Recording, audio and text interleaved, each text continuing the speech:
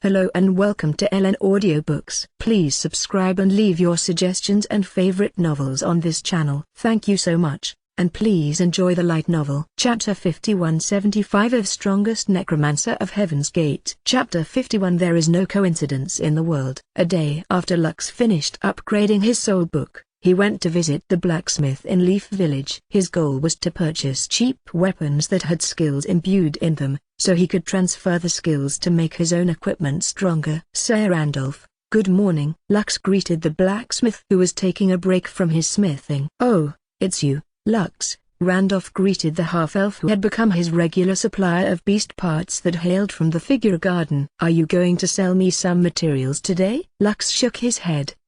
This time, I am here to buy weapons and armor. Randolph chuckled as he gestured to the weapons and armors that were on display in his shop. Lux held the Elysium Compendium in his hand and the detailed information of the items in front of him materialized in his sight. The Elysium Compendium could also work as an appraising tool. After all, its main feature was access to detailed information about almost anything in Elysium. The half-elf looked at the war axe in front of him and immediately saw the information he was looking for.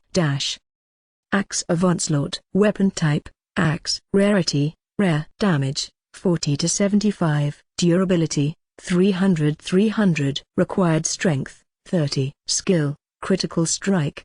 Each attack has a 10% chance to do critical damage. Price, 20 gold.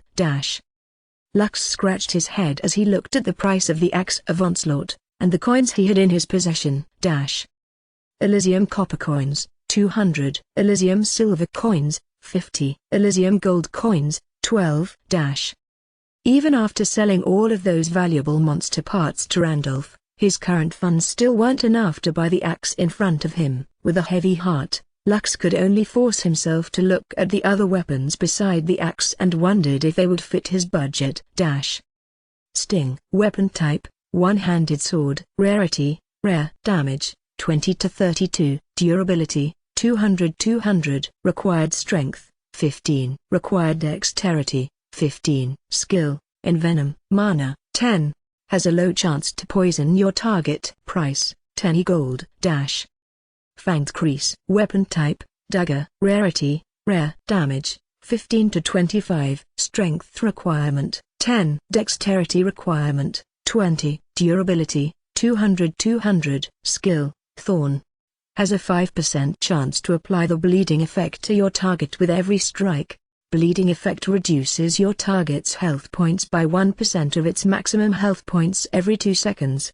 Bleed effect duration, 10 seconds. Price, 15 gold. Lux checked all the items in Randolph's shop. In conclusion, all of them were pretty expensive. Some of them had skills imbued to them, while others didn't have any. But the thing that made him depressed the most was how pretty darn expensive they all were. The normal weapons were obviously cheaper, but since they didn't possess any skills whatsoever, it was useless to buy them. Only superior weapons and sets of armor in Randolph's shop had skills, but aside from being expensive, there was only a limited number of them. It was at that moment when Lux understood how much of a money-burning skill the item Transmutation X was. Without any item in hand, he wouldn't be able to maximize the skill that he had gained after his upgrade. While Lux was having a dilemma, a sudden idea popped inside his head.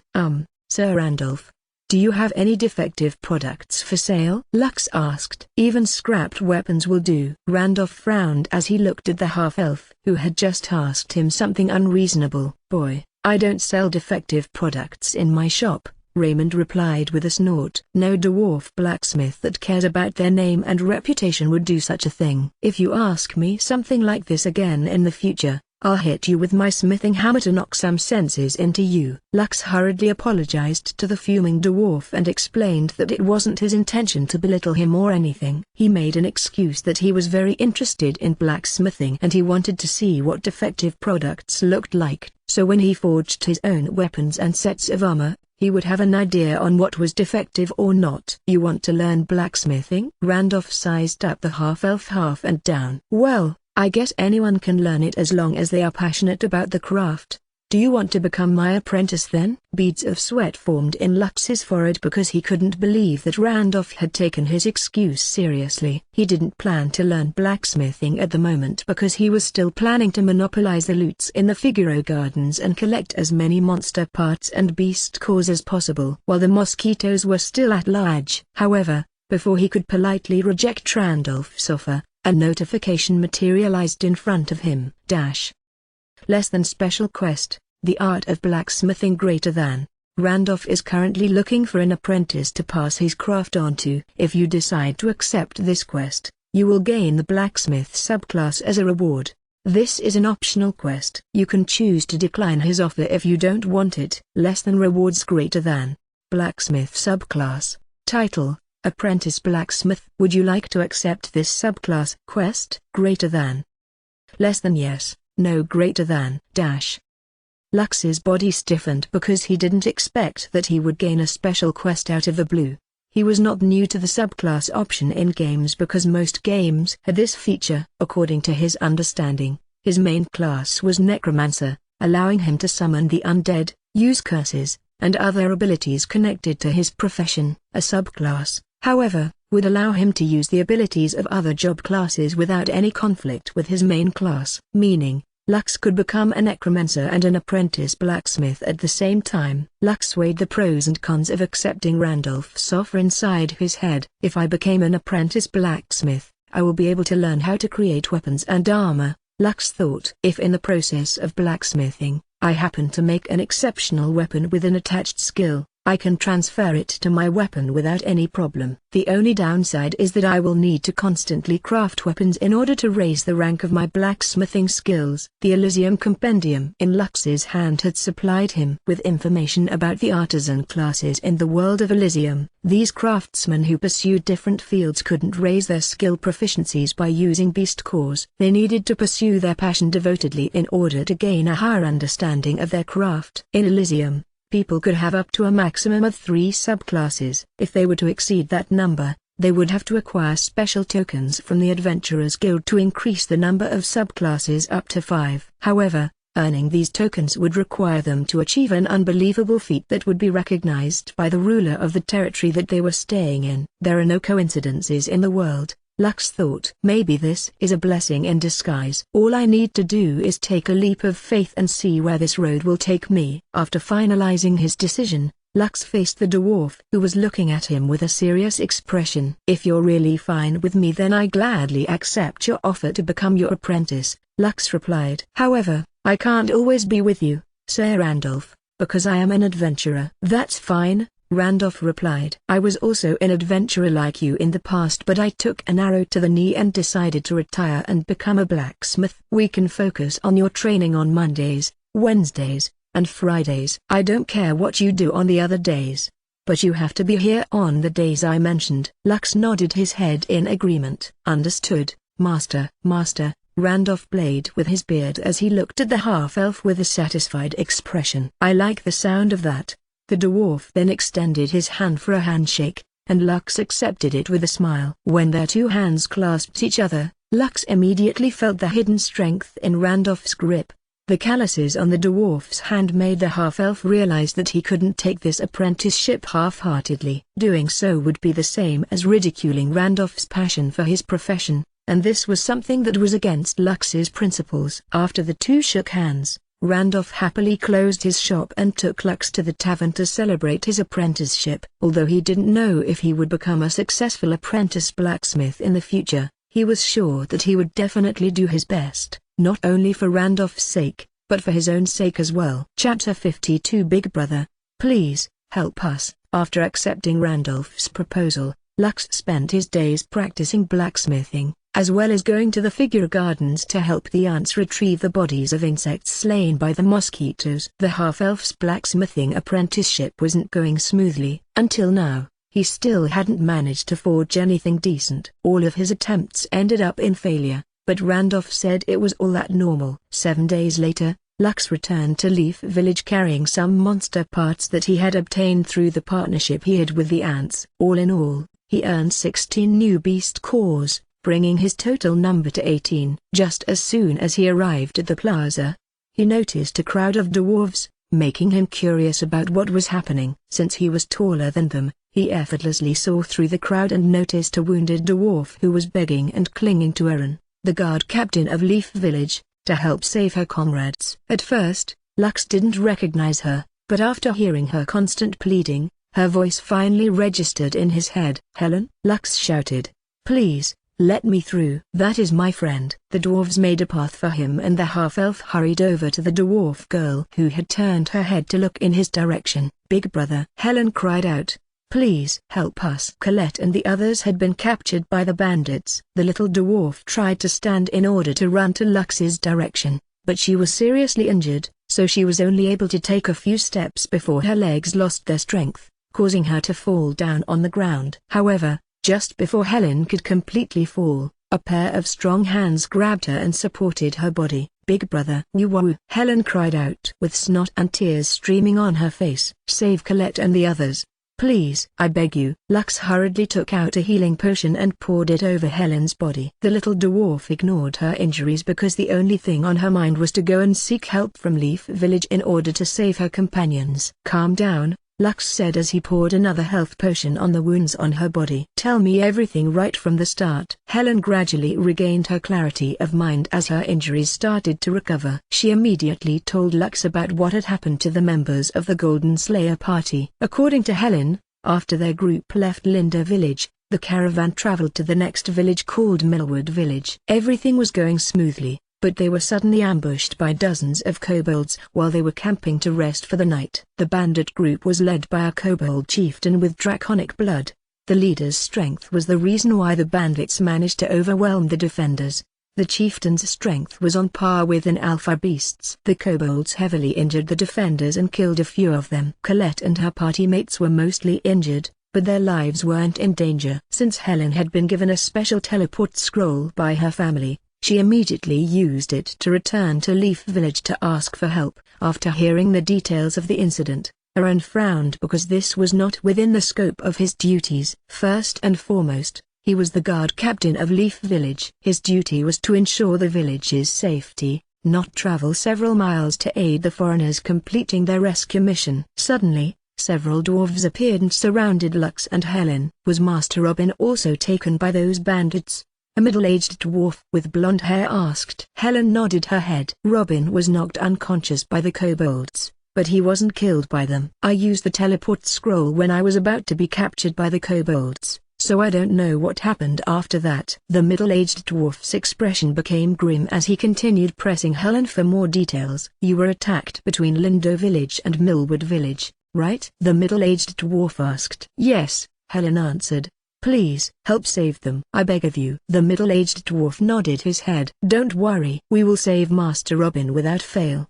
The dwarf then turned to one of his comrades and whispered something in his ear. The middle-aged dwarf's subordinate nodded his head and ran towards the north where the goat riders were stationed. After getting all the details from Helen, the dwarf and his subordinates left the scene, leaving Lux and the crying Helen behind. "Big brother, please help us." Helen sobbed in Lux's chest as the half-elf held her tight. "I will," Lux replied. "I need some time to prepare. For the time being, come with me and rest at Grandmani's place. We will leave at sunset to rescue Colette and the others." Helen nodded. Even though the healing potion had allowed her body to heal, her mental and emotional injury from what she had just experienced made her exhausted. For this reason, she completely lost all of the strength in her body and Lux had to carry her all the way to Grandmani's shop. 15 minutes later, Lux laid the sleeping girl on a bed and sighed.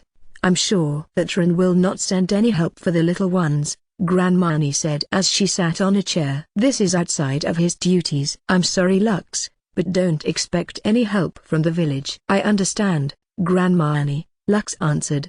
"Please, look after Helen for me." "I will go and speak with Master Randolph for the time being." "Okay." Grandmani nodded. "Leave her to me." "Thank you." "This is just a small matter, but are you really going to go and save those kids?" A draconian kobold chieftain is no easy opponent.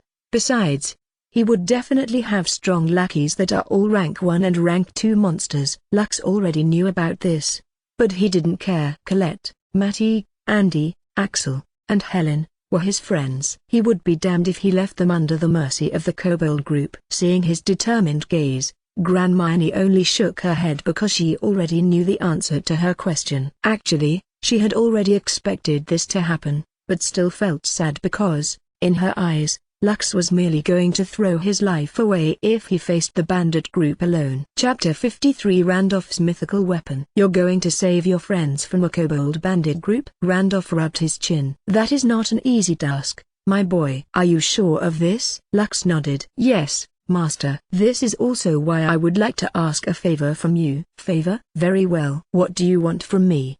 Please, let me borrow the sword in your basement. Randolph's casual expression immediately turned serious upon hearing Lux's request. After accepting Lux as his apprentice, he had shown the latter his greatest creation, which was the mythical sword that he had kept hidden from everyone's eyes. In fact, this was the only mythical weapon in Leaf Village. No one knew about its existence except Lux, who had become Randolph's apprentice. You want to borrow Blood Moon? Randolph asked with his arms crossed over his chest. Yes, Master. Lux bowed. Please, let me borrow your named weapon. A minute of silence descended inside the smithy as Randolph gazed at his apprentice whose head had remained bowed. Even if I let you borrow it, your stats are not enough to wield it, Randolph replied. Blood Moon requires all of your stats to be at least 50. Which is impossible for anyone who is still here in Leaf Village. It is simply out of the question for you to use it with your current strength. Lux raised his head. Master, I may not be able to wield it, but Diablo can. Please, let me borrow it to save my friends. I swear upon my name and honor that I will return it to you without fail. Randolph sighed as he leaned on the wall of his smithy. Without fail? I've heard that the leader of the kobolds is a rank 3 monster at its peak, Randolph stated. Even if Diablo can wield Blood Moon, he will still fall short against that monster. Aside from that, the kobold chieftain has plenty of subordinates to back him up. My weapon alone will not be enough to turn the tide of battle. Master, don't worry about that. I have a plan. Oh? Let me hear it then. Lux told Randolph that he had a way to locate the location of the bandit group. He added that the riders of Noria were also riding for the bandit group. If he were to give them the information about where their headquarters were located, he would have many strong helpers to fight alongside him. This will certainly work, but there is just one problem, Lux, Randolph stated. You said that you have a way of finding their location. But will the riders of Noria believe you? To be honest, I don't know. Then how about this? Once you convince Boreas, the rider captain, to take you with them, I will lend Blood Moon to you. This is the only way that I will allow you to take Blood Moon from my treasury. Lux nodded his head in understanding. Understood. I will go and talk to Sir Boreas now. The half-elf didn't even wait for Randolph's reply and hurriedly left the smithy to look for the guard captain. When he arrived at the riders' temporary barracks, the riders were already mounted on their goat mounts and were about to depart. Lux saw the middle-aged man who had come to interrogate Helen earlier. He was already sitting on a goat mount beside Boreas. Clearly, if the middle-aged man managed to mobilize the riders of Noria to help save Robin from the bandits, he was no ordinary dwarf. Sir Boreas, please wait. Lux ran towards the rider captain. Several of the mounted riders blocked Lux's path and drew their weapons towards him. Boy, we are on an important mission,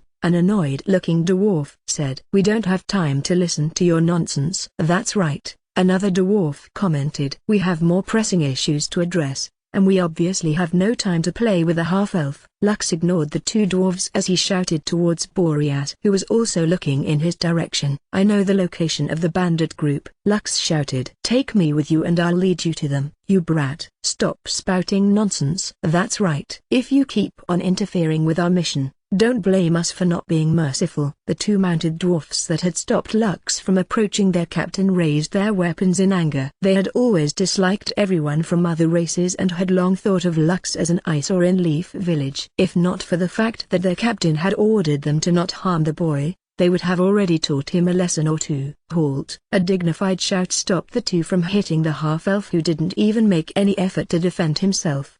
The two dwarfs immediately ceased their hostilities and reluctantly lowered their weapons. It was at that moment when Boreas, one of the captains of Noria, urged his mount to walk towards Lux and eyed him from head to foot. Are you telling the truth? Boreas asked. This mission is of the utmost importance to us. Failure is not an option. If you are lying to us, I will make sure that you suffer a fate worse than death." Instead of answering them, Lux summoned his Elysium compendium and opened its pages. Immediately, a projection appeared in front of everyone showing them a map of Noria. In a place between the village of Lindo and village of Millwood Village, a golden dot blinked on the map. "Before my friends left to do their escort mission, I put a special tracking spell on them that allows me to know their location," Lux answered. "I am not familiar with the topography of this land, but as you can see, I can pinpoint their location using my ability. If you don't take me with you, the chances of you finding Robin are very slim. However, that will be solved if I come along." "So, what do you think, Sir Boreas? Can you take me with you? I also want to save my friends." All the dwarven riders looked at their captain and waited for his decision. Boreas was the strongest warrior in Leaf Village. He was a grade B apostle, which was equivalent to a rank 3 monster. With him around, their chances of winning against the draconic kobold would be higher. "Understood, you can come with us," Boreas answered. "However, if you are lying to us, I will make you regret it." Lux breathed a sigh of relief after hearing Boreas' answer. With this, he would be able to borrow his master's mythical weapon to make Diablo more formidable. "Sir Boreas, I have a favor to ask," Lux said with a serious expression on his face. "Can you come with me to the smithy and tell my master, Randolph, that you will be taking me with you on your expedition?" "He said that he won't allow me to go unless I get your permission to let me go with you." "You are Randolph's apprentice?" Boreas widened his eyes in shock as he looked at the half-elf in disbelief. "That old coot actually accepted you as his apprentice? Is the world going to end?" "Who are you calling old coot, you Efka?" Randolph barged inside the barracks with a flushed face as he glared at the rider captain. "Boreas, bastard. Since you are taking my apprentice with you, I expect you to bring him back safely." Randolph shouted at Boreas, making the other dwarf riders look at the blacksmith in disbelief. Boreas was a very stern dwarf, and not even their commander dared to shout at him like the blacksmith of Leaf Village was doing. "I am not his nanny," Boreas replied in an indifferent tone. "We're not going on an excursion. If he can't even protect himself, then he should just stay here and play house with you." "HMPH, fine. Since you want my apprentice to play house with me, then so be it." "Come, Lux. Let these eggheads handle this mission without you. Let's see if they find that Robin brat on their own." Randolph didn't even wait for Lux's reply and dragged the half-elf away from the barracks. "Master, I want to go and save my free." "Hush. Let's talk when we're back in the smithy." "Don't worry." Knowing Boreas, he will come knocking on my door sooner or later. Little did the half-elf know that Randolph was doing this for his sake. The blacksmith wanted the riders of Noria to officially ask his apprentice to be their guide, so that he would receive compensation from them. Also, he didn't have any plan to let the dwarves see the mythical weapon in his possession. He needed to pass it to Lux secretly in order to avoid any future problems. After the two arrived at the smithy, Randolph hurriedly locked the doors and made a gesture for Lux to follow him into the basement. "I originally planned to bestow Blood Moon to a person that had the bearings of a hero," Randolph grumbled. "Who would have thought that the first one who will wield it is not even a dwarf, but a skeleton? Fate sure knows how to play with my heart." Lux endured Randolph's ramblings until they arrived at his hidden treasure house, which was buried deep under the smithy. A few minutes later, the master and apprentice pair arrived at a small altar where a sheathed sword was held on a silver pedestal. It was Randolph's greatest creation, the mythical sword, Blood Moon. Blood Moon. Weapon type, one-handed sword. Rarity, mythical. Damage, 225 to 350. Requirement, all stats must be 50 or above. Additional requirement, only those recognized by Randolph could wield this weapon. Passive skills, Sharp Blade, Swift Blade, Life Steal, Thorn, Indestructible. Less than Sharp Blade, greater than. The blade of this sword will always be sharp and will never dull. Less than Swift Blade, greater than. The sword feels very light, which helps its wielder brandish it with ease. Able to strike very fast in quick successions. Less than Life Steal, greater than. Each attack heals the user with 3% of their max health points. Less than Bleed, more than. Has a 5% chance to apply the bleeding effect to your target with every strike. Bleeding effect reduces your target's health points by 1% of its maximum health points every 2 seconds. Bleed effect duration, 10 seconds. Less than indestructible greater than. This weapon is indestructible. It cannot be destroyed. The reason why Randolph decided to show Lux the mythical weapon in the first place was to encourage his apprentice to do better. He believed that once Lux realized how amazing being a blacksmith was, the more serious the latter would be in his studies. Although this was already Lux's second time seeing Blood Moon, his admiration for the weapon never waned. On the contrary, the more he looked at it, the more determined he became to increase the proficiency of his smithing skill, so that he would be able to create his own mythical weapon. Randolph took the weapon from the pedestal with both hands before presenting it to Lux. "Take it," Randolph said. "Remember, I'm only loaning it to you for a short while. Go and save your friends and make sure that you return in one piece." Lux accepted the sword with both hands and looked at his master with a grateful expression. "Thank you, Master," Lux replied. "I will not let you down." As he held the mythical weapon in his hand, Lux believed that once Diablo equipped this weapon, his named creature would be able to easily handle rank 1 and 2 monster with ease. "Wait for me, Colette," Lux thought as he gripped the sword firmly in his hands. "I am coming to save you guys." The adorable little dwarf was Lux's first friend in Leaf Village. Even without the help of the Riders of Noria, he would still do his best to go and save her, as well as the other members of the Golden Slayer party. Right now, Diablo was still unable to wield Blood Moon as he still needed to be upgraded one more time before he could do so. Fortunately, Lux had acquired more than enough beast cores to upgrade his named creature. As the half-elf was about to return to the room in his inn to make preparations, Boreas appeared in Randolph's smithy to formally invite the half-elf to join them on their rescue mission. An hour later, Lux, Helen, and the Riders of Noria left Leaf Village together in haste. Their destination was the bandit hideout, which was located somewhere in the mountainous region between Lindo Village and Millwood Village. Chapter 54. The real protagonist. Lux and Helen were seated in a carriage pulled by 2 horses. They were procured by the middle-aged man who had asked Helen about Robin's whereabouts. They all traveled non-stop and, according to Lux's estimate, with this speed, they would arrive at their destination within 2 days. Although he was very worried about Colette and the others, there's nothing he could do but pray to the gods that they were safe. For the time being, Lux shifted all his attention to his soul book. He had 18 beast cores in hand, and half of them were rank 2 beast cores. The ants had been very generous in giving him these beast cores because his scouting massively helped them to forage safely in the areas where the mosquitoes had just finished feeding. Now that he was dealing with an emergency situation, he immediately used the rank 2 beast cores to upgrade Diablo's progression to the next stage. After using 9 rank 2 beast cores, Lux managed to upgrade Diablo's progression bar, but it still fell short of his target. Progress, 270-300.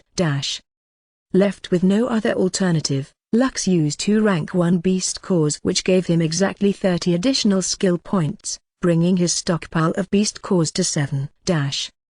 Ding. Greater than.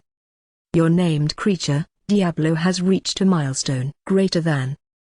Please, choose 2 options from the bonus upgrades available for him. Greater than.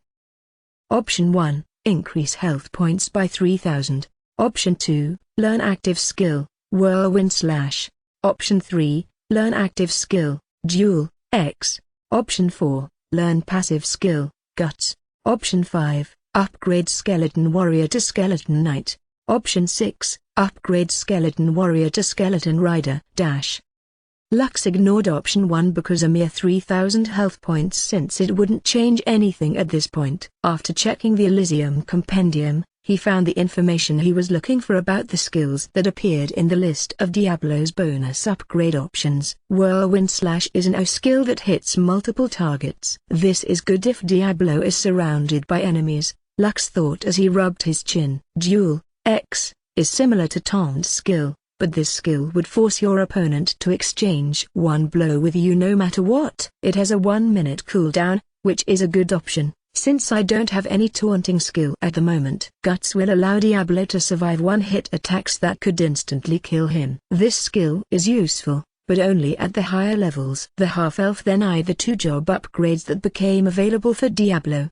His named creature had only become a skeleton fighter recently, but due to the milestone, Diablo could once again upgrade his profession to a higher class free of charge. Skeleton Knight is a balanced job class similar to Skeleton Fighter, but stronger, Lux mused. As for Skeleton Rider, it is a mounted unit that specializes in mobility, and has many other advantages. The only problem is that it's not very useful when raiding dungeons because of the cramped space. However, it is good for open-world exploration because it allows Diablo to tame monsters as his mount. Lux scratched his head when he realized that his named creature was more of a protagonist than him. Diablo kept on getting more powerful with each upgrade he got, even faster than the master. After a long internal struggle, the half-elf chose the third and fifth option. Less than you have chosen the skill, Duel, X, an upgrade Skeleton Warrior to Skeleton Rider greater than. Is this your final answer? Greater than. Less than yes, no greater than. Lux chose yes, and immediately several more notifications appeared on Diablo's soul page. Less than job change bonus greater than. All stats plus 20. Skill Union of Skeleton and Beast has been acquired. Skill Tame Mount has been acquired. Title Relentless Charger has been acquired. Union of Skeleton and Beast allowed Diablo to effectively fight while riding on a mount. This passive skill allowed him to remain seated even if he received attacks that should have been able to dismount him. Tame Mount, as the name suggested, allowed Diablo to tame a mount that he could ride in battle. The chances of taming a mount would depend on how strong it was. If the creature was weaker than Diablo, the latter would be able to tame it without a problem. However, if the creature was stronger, the chances of taming it would be lower, which made it extremely difficult. Also, Diablo couldn't tame creatures that were 2 ranks higher than it. These limitations were to prevent the named creature from obtaining strong mounts that exceeded its current strength. Relentless Charger, on the other hand, gave Diablo an additional 30% damage and increased chances of dealing critical strikes, while mounted. Less than Diablo greater than. Named Skeleton, Skeleton Rider, Rating, C. Mana, 10, Progress, 0, 500, Health, 2500, 2500, Mana, 1240, 1240, Attack, 125 to 170, plus 20 damage from Tranquility. Attack Type, Ethereal Damage. Strength, 63, plus 1. Intelligence, 62. Vitality, 61, plus 2. Agility, 62, plus 2. Dexterity, 62, plus 2. Defense, 75, plus 100 defense. Title, Firstborn, Squad Captain, Relentless Charger. Active skills, Heavy Slash, Bone Spear, Duel, X. Passive skills, Parry, Tactician, Improved Dodge, Union of Man and Beast. Note, SHT just got real. Diablo has 317 combined stat points. He is now in the middle stages of Grade D Apostles. Lux thought as he started to feel slightly envious of his partner in crime, but he couldn't do anything about it. Diablo didn't have to follow the laws of the beginner village because he was a summoned creature, but Lux couldn't. After sighing internally, he equipped Blood Moon in Diablo's equipment page. The blood red sword, which was Randolph's greatest creation, shone with an eerie glow. With the mythical sword in hand, Diablo was a menace and had more than enough leeway to fight against rank 2 monsters without problem. It was also possible to fight rank 3 monsters because of the mythical weapon's attributes. As long as Diablo could hit the target, his health points would be replenished without problem. Now that his preparations were complete, Lux checked Colette's condition in the Elysium Compendium. According to the information he could access, Colette had received minor injuries, but there was no danger to her life. Matty, Robin, Andy, and Axel had more serious injuries, but their current status told Lux that they were far from kicking the bucket. With the safety of the children confirmed, Lux was able to gain some peace of mind, as he coordinated with Boreas to lead the group in the general direction of where his friends were. If all goes well, we will arrive at our destination faster than we expected, Boreas said as he looked at the place Lux had pointed out on his map. Now I understand why the patrollers can never seem to find the bandits. They are hiding inside the mountain. This will be a bit tricky. At the moment, their current forces were composed of 30 goat riders, 12 warriors, including the middle-aged dwarf, Lux, and Helen. Their combined forces were only 45 in head count, and they didn't know how many enemies they would be facing. Even so, they had no choice but to deal with the current situation as quickly as possible. Boreas had also sent a messenger bird to the stronghold of Noria asking for backup. The dwarf captain had shared the information that Lux had given to him to his superior, and he hoped that reinforcements would arrive by the time they reached their destination. Lux could only see the location of his friends. He didn't know how many enemies there were, but he was confident that if they all worked together, they would be able to save everyone without any casualties on their side. Chapter 55. Time waits for no man, nor dwarf. So, this is why we can't find them, Boreas said with a serious expression on his face. These kobolds chose this place to build their nest. They were all looking at the entrance of a cave that was guarded by 3 kobold warriors. They were just rank 1 monsters and didn't pose a threat to their team. However, the problem now was that they didn't know how many kobolds they were going to deal with. Kobolds' nests usually consisted of thousands of individuals. Among the humanoid creatures, these demonic-looking dogs reproduce at a very alarming rate. Legend has it that they also had draconian blood flowing through their bloodlines, which sometimes led to a birth of a draconic kobold whom they treated with reverence. The middle-aged dwarf, who went by the name Nevriel, was the assigned leader of this expedition, which caught Lux by surprise. Lux already had a feeling that the Nevriel was someone important, but he never expected that the rider captain of Noria would give the middle-aged man full authority over this rescue mission. Nevriel played with his beard as he weighed their options. Right now, the reinforcements of Noria were on their way. According to his estimates, they would arrive after a day. He was only concerned about Robin's safety. Although waiting was the best option right now, he didn't know Robin's current condition.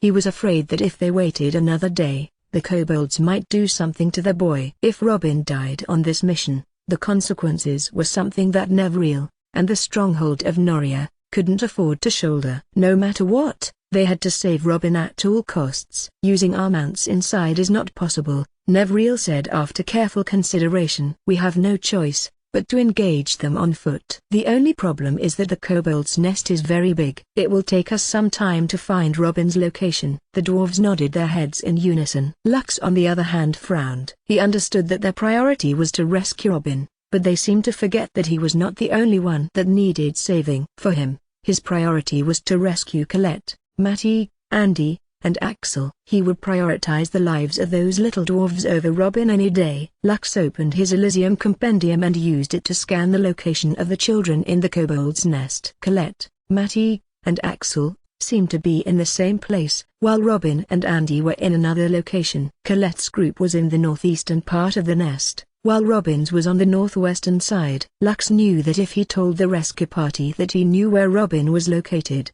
they would not hesitate to prioritize him over the other dwarf children. While he was thinking about what to do next, he noticed that Robin's status had changed. Right now, the information about Robin stated that he was seriously injured. A few seconds later, Andy's condition had also changed to seriously injured. It meant that they were currently being harmed by the kobold, which left Lux no choice but to come up with a crucial decision on the spot. While the dwarves were arguing on what to do next, Lux cleared his throat and made his presence known. I know where Robin is inside the nest, Lux said. Immediately everyone stopped talking and looked in his direction. Right now, he is seriously injured, Lux continued his explanation. If we don't hurry, we might not be able to arrive in time. Then what are we waiting for? Nevriel replied with urgency. Boy, if Robin is rescued you will be able to gain great merits. So, let's hurry up and save him. However, Lux shook his head as he stared back at Nevriel with a serious expression on his face. I will help you on this mission on one condition. All of you will swear to the Earth Goddess that you will also save Colette and the others. Nevriel narrowed his eyes. He was a veteran and, looking at Lux's expression, something was telling him that this wasn't as simple as it seemed. Are they not in the same location? Nevriel asked. This was the only conclusion that he could come to as to why Lux was asking them to make an oath to their goddess. Lux nodded. Colette and my friends are located at the deepest part of the nest. Robin and Andy are in the middle area. However, I will not tell you their location if you don't make an oath to the Earth Goddess to save my friends. Oi, boy. Do you think we are your hired goons or something? One of the dwarves asked in an intimidating tone. Do you really think we don't have ways to make you talk? Another dwarf glared at Lux. If you refuse to cooperate, I don't mind skinning you alive. Lux remained unfazed as he stared at Nevreal. Although he didn't know what Robin's real identity was, he could tell that the person in front of him and the riders of Noria seemed to place Robin's safety above all else. This meant that he was a very important person to them. Using this as leverage, the half-elf faced them head-on with a devilish smile. Since you're threatening me, don't think that I can't threaten you back, Lux thought. You're not the only one who knows how to play dirty. The half-elf suffered in both of his lifetimes, so he was already used to pain. Right now, he was the one who had the upper hand, which he could use to his advantage no matter what. If the riders of Noria refused to help Colette and the others, then he wouldn't help them either. Sure, you want to skin me alive? Go ahead, Lux replied. However, I already told you that Robin is seriously injured. Who knows? By the time you finish skinning me properly, he might be taking his journey to the afterlife. Lux sneered at the dwarf whose face had turned beet red from anger. In a battle of wits, the first one to back down was the loser. The half-elf had no intention of losing.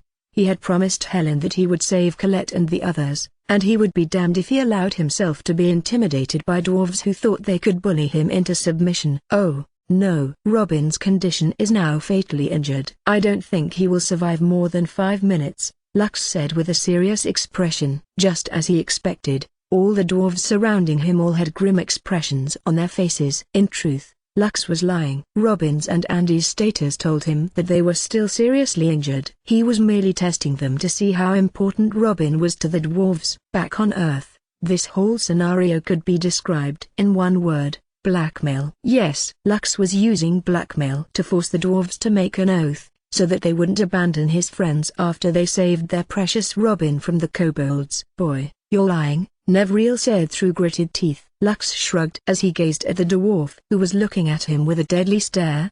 You'll know whether I'm lying or not in 5 minutes.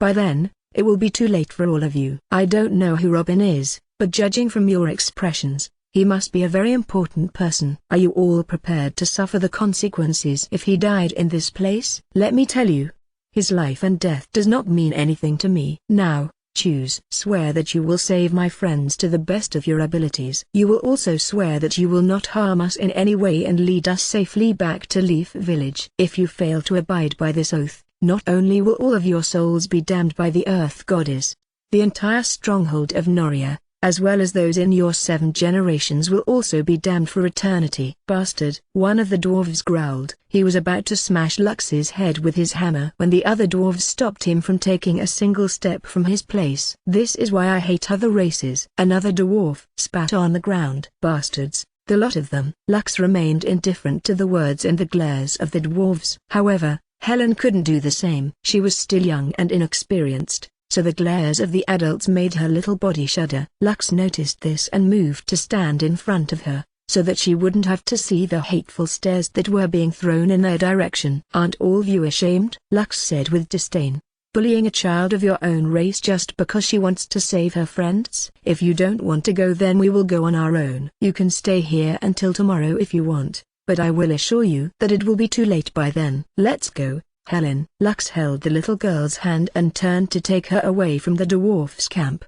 He was serious when he said that he would go alone if he had to. Fortunately, a hand grabbed his arm and held him in place. The half-elf breathed a sigh internally because he knew that he had won the gamble he made. Fine, I will make an oath, Nevreal said through gritted teeth. It was quite obvious that he didn't like being forced to do something against his will, but the current circumstance left him with no other alternative. Robin was very precious to the stronghold of Noria, and one wrong move could send them all to the execution grounds if they failed to bring him back safely. The half-elf turned around and stared back at Nevreal, whose eyes screamed of murder. Make the oath, and let's start saving people, Lux replied, unfazed by the fact that Nevreal's gaze was filled with killing intent. Time waits for no man, nor dwarf. Chapter 56 Bloody Battle Inside the Kobold's Nest. All the dwarves that were part of the expedition swore an oath to the Earth Goddess, who they worshipped. This was the greatest oath a dwarf could make. Even the dwarfs in Solis shared the same mentality. Once they made an oath, they had to do it no matter what. Failure to do so would weigh terribly in their conscience because it would mean that once they died,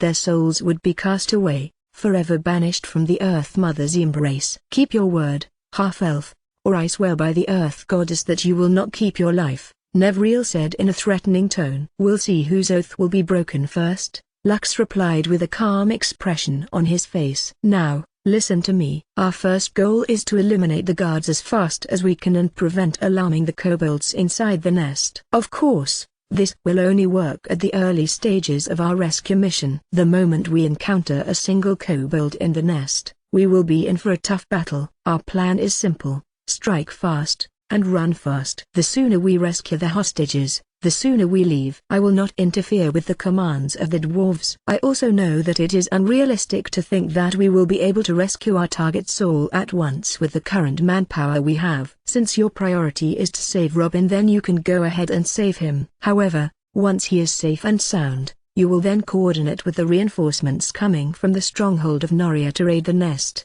and rescue my friends. Do we all have an understanding? Nevriel and Boreas nodded. Deep inside they felt relieved that Lux was still thinking logically. It was simply impossible for their current manpower to fight an entire kobold nest on their own. If you are all ready, we can begin the operation, Lux stated. Helen, stay close to me. No matter what happens, stay by my side. The little dwarf nodded her head in understanding. Even if Lux didn't remind her, she would still stick to him because the adult dwarf scared her.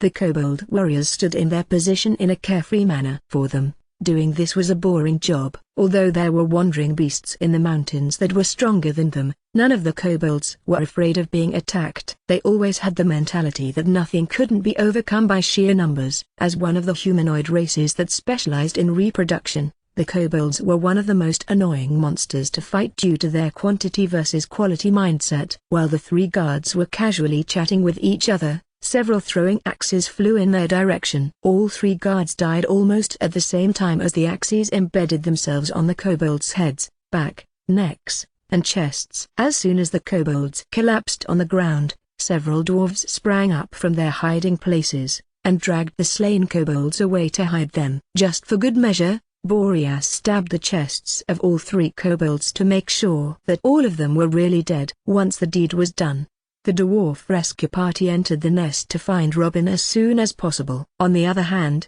Lux summoned Diablo and his 4 skeletal fighters to guard the rear of the group to inform them if there were any kobolds returning to the nest. Nevriel and Boreas nodded their heads in appreciation because they couldn't spare any of their men to do this job. Fortunately, Lux had enough manpower to do this important job, making the dwarves' anger from being blackmailed earlier to simmer down a bit. Unknown to them, Lux had other reasons for letting Diablo and his skeletal fighters stay at the rear, aside from keeping a lookout for possible backstabbers that the half-elf had kept to himself. 3 minutes later, the rescue party encountered a group of kobolds patrolling the nest. Immediately a scuffle broke out. Fortunately, the vanguard of the dwarves, led by Nevriel and Boreas, were all grade D and C apostles, which were equivalent in stats to rank 1 and 2 monsters respectively. Norman kobold warriors were not a match to them. The true problem happened when they neared the first spacious cavern in the underground pathways. After checking the surroundings, Nevriel and Boreas knew that it would be impossible to proceed without the kobolds raising the alarms. Over 100 kobolds stayed in the cavern. Some of them were cooking, some were loafing around, while others were sharpening their weapons. It was a communal area where some of the kobold warriors stayed, while waiting for their chief to give them orders. Near the back of the cavern were 3 black kobolds that were larger than the others. These were the kobold leaders, who were tasked to lead their own troops to hunt or participate in banditry depending on the orders of the kobold chieftain. Every kobold nest had these communal caverns near the entrance of the nest that served as the main line of defense in case they got invaded. Its main role was to alert the entire nest if there was a need for everyone to move into action, so they could repel the invaders together. Lux frowned because just like Nevriel and Boreas, he knew that an all-out battle was inevitable. Boreas raised his hand and made a gesture, signaling all the other dwarves to get ready. Half a minute later, the group charged inside and started to massacre the kobolds that were in their way. The 2 kobold leaders immediately sprang up in action in order to face them in battle. The other kobolds then started to make noise, with some of them running deeper inside the nest to raise a ruckus and alarming their brethren that their home was being invaded. The dwarves worked quickly and efficiently, killing all of their enemies in less than 5 minutes. Nevriel and Boreas didn't hold back, using their rank 3 prowess to overwhelm the kobolds who were caught by surprise. Where next? Nevriel asked Lux, who had just killed 2 kobolds that had tried to attack Helen beside him. We go straight and turn left at the 3rd intersection on the way. From there, we just continue heading west until we arrive at the place where Robin and Andy are being held captive. Nevriel nodded and led the charge alongside Boreas. Lux, Helen, and the other dwarves followed, leaving the scene of carnage behind them. A minute later, Diablo, as well as 3 skeletal fighters arrived at the cavern. Lux had tasked them with an important mission. A mission that they would follow without fail. Screams and shrieks resounded inside the nest as the kobolds and the dwarf party clashed. Although the kobolds were not a match for the dwarves, the riders of Noria still suffered several injuries to their bodies. Some of them were unlucky and received serious injuries during the intense battle being fought at close range. Fortunately, Helen was a cleric. The little dwarf healed everyone to the best of her ability, while munching on the honey-flavored candies that were being provided to her by Lux. The half-elf made sure to visit his grandma Annie back in Leaf Village to buy all the candies she had in stock for this mission. Naturally, the old lady was more than happy to sell all the candies she had to her regular customer, which helped both of them greatly. Because of this, the dwarf's attitude towards Helen changed. Boreas even assigned 2 of his subordinates to guard the little girl and ensure that no kobold would put her life in danger. Lux was quite happy with this arrangement, because it gave an added layer to Helen's security. The pathway that led to the place where Robin and Andy were being held was drenched with blood. This was the first time that Lux had witnessed such a bloody battle. His heightened senses, especially his sense of smell, made him feel very uncomfortable because of the heavy smell of blood in the surroundings. He was also in awe of how the kobolds fearlessly engaged them without care for their lives. They were like kamikaze fighters whose only intention was to deal as much damage to their enemies as they could before they died. When one kobold died, another took its place. They came with 45 members, and in that short amount of time, 5 dwarves had already died in battle, which showed that even if their warriors of Noria were stronger, they were still not a match against the overwhelming disparity in numbers. Their only saving grace was that the kobold nest was large. Even if the kobolds swarmed in droves, it would still take the rest of their brethren some time before they could reach their location. Robin and Andy are over there, Lux shouted as he pointed at several cages in the distance that were made from wood. Nevriel broke out of the scuffle, followed by 4 of his men, and ran towards the cages. Boreas and his men held their ground and continued to fight against the kobolds whose numbers kept on increasing. Lux gritted his teeth as he stood in front of Helen and fought off any kobolds that had managed to break through the vanguard's defenses. His arm was already aching from constantly swinging his sword without rest. It was at that moment when he knew that everyone in the rescue team was nearing their limits. Even Helen, who was constantly healing the dwarves, was starting to breathe heavily. Sweat streamed down her face, as she chanted without stopping, to prevent anyone from dying. "Retreat!" Nevriel shouted as he carried an unconscious Robin on his shoulder like a sack of rice. Andy was also safe and being carried by another one of Nevriel's subordinates. The group hurriedly made their way back to the entrance with Boreas and the stronger warriors of Noria guarding the rear. Unfortunately, they encountered a group of kobolds in the intersection leading to the entrance, and another bloody battle took place. This time, the big shots of the kobold race were present, which made the battle more difficult. 4 rank 3 kobold mages cast fireball spells which severely injured 4 of the dwarves. Seeing that they were in a difficult situation, Nevriel no longer hesitated and ordered everyone to break through the encirclement. Suddenly, one of the kobold mages unleashed the skill Earth Tremor, which made the ground under everyone's feet tremble. Lux sensed that the ground under his and Helen's feet was about to give way, so he decisively lifted the little girl and threw her towards Boreas with all of his might. "Sir Boreas, catch her!" Lux shouted as the ground under his feet collapsed. Boreas heard Lux's shout and hurriedly caught the little girl who was screaming her lungs out. That was the last thing the half-elf saw before he fell into the deepest part of the kobold's nest. The dwarves knew that Lux was a goner, and there was nothing they could do to save him. Right now, even their own lives were in danger. The dwarves hurriedly retreated with everything they had, while an angry mob of kobolds ran after them with only one thought in mind: and that was to hunt them down before they managed to escape their nest completely. Chapter 57. I ain't following a damn half-elf. Lux felt his entire body aching, and almost couldn't move a muscle due to the injuries he received from the fall. Fortunately, he had no broken bones, only a badly bruised body that made him want to scream in pain. Diablo, come, Lux ordered, and his trusted partner appeared beside him. The half-elf willed the storage ring in his hand to take out a few potions,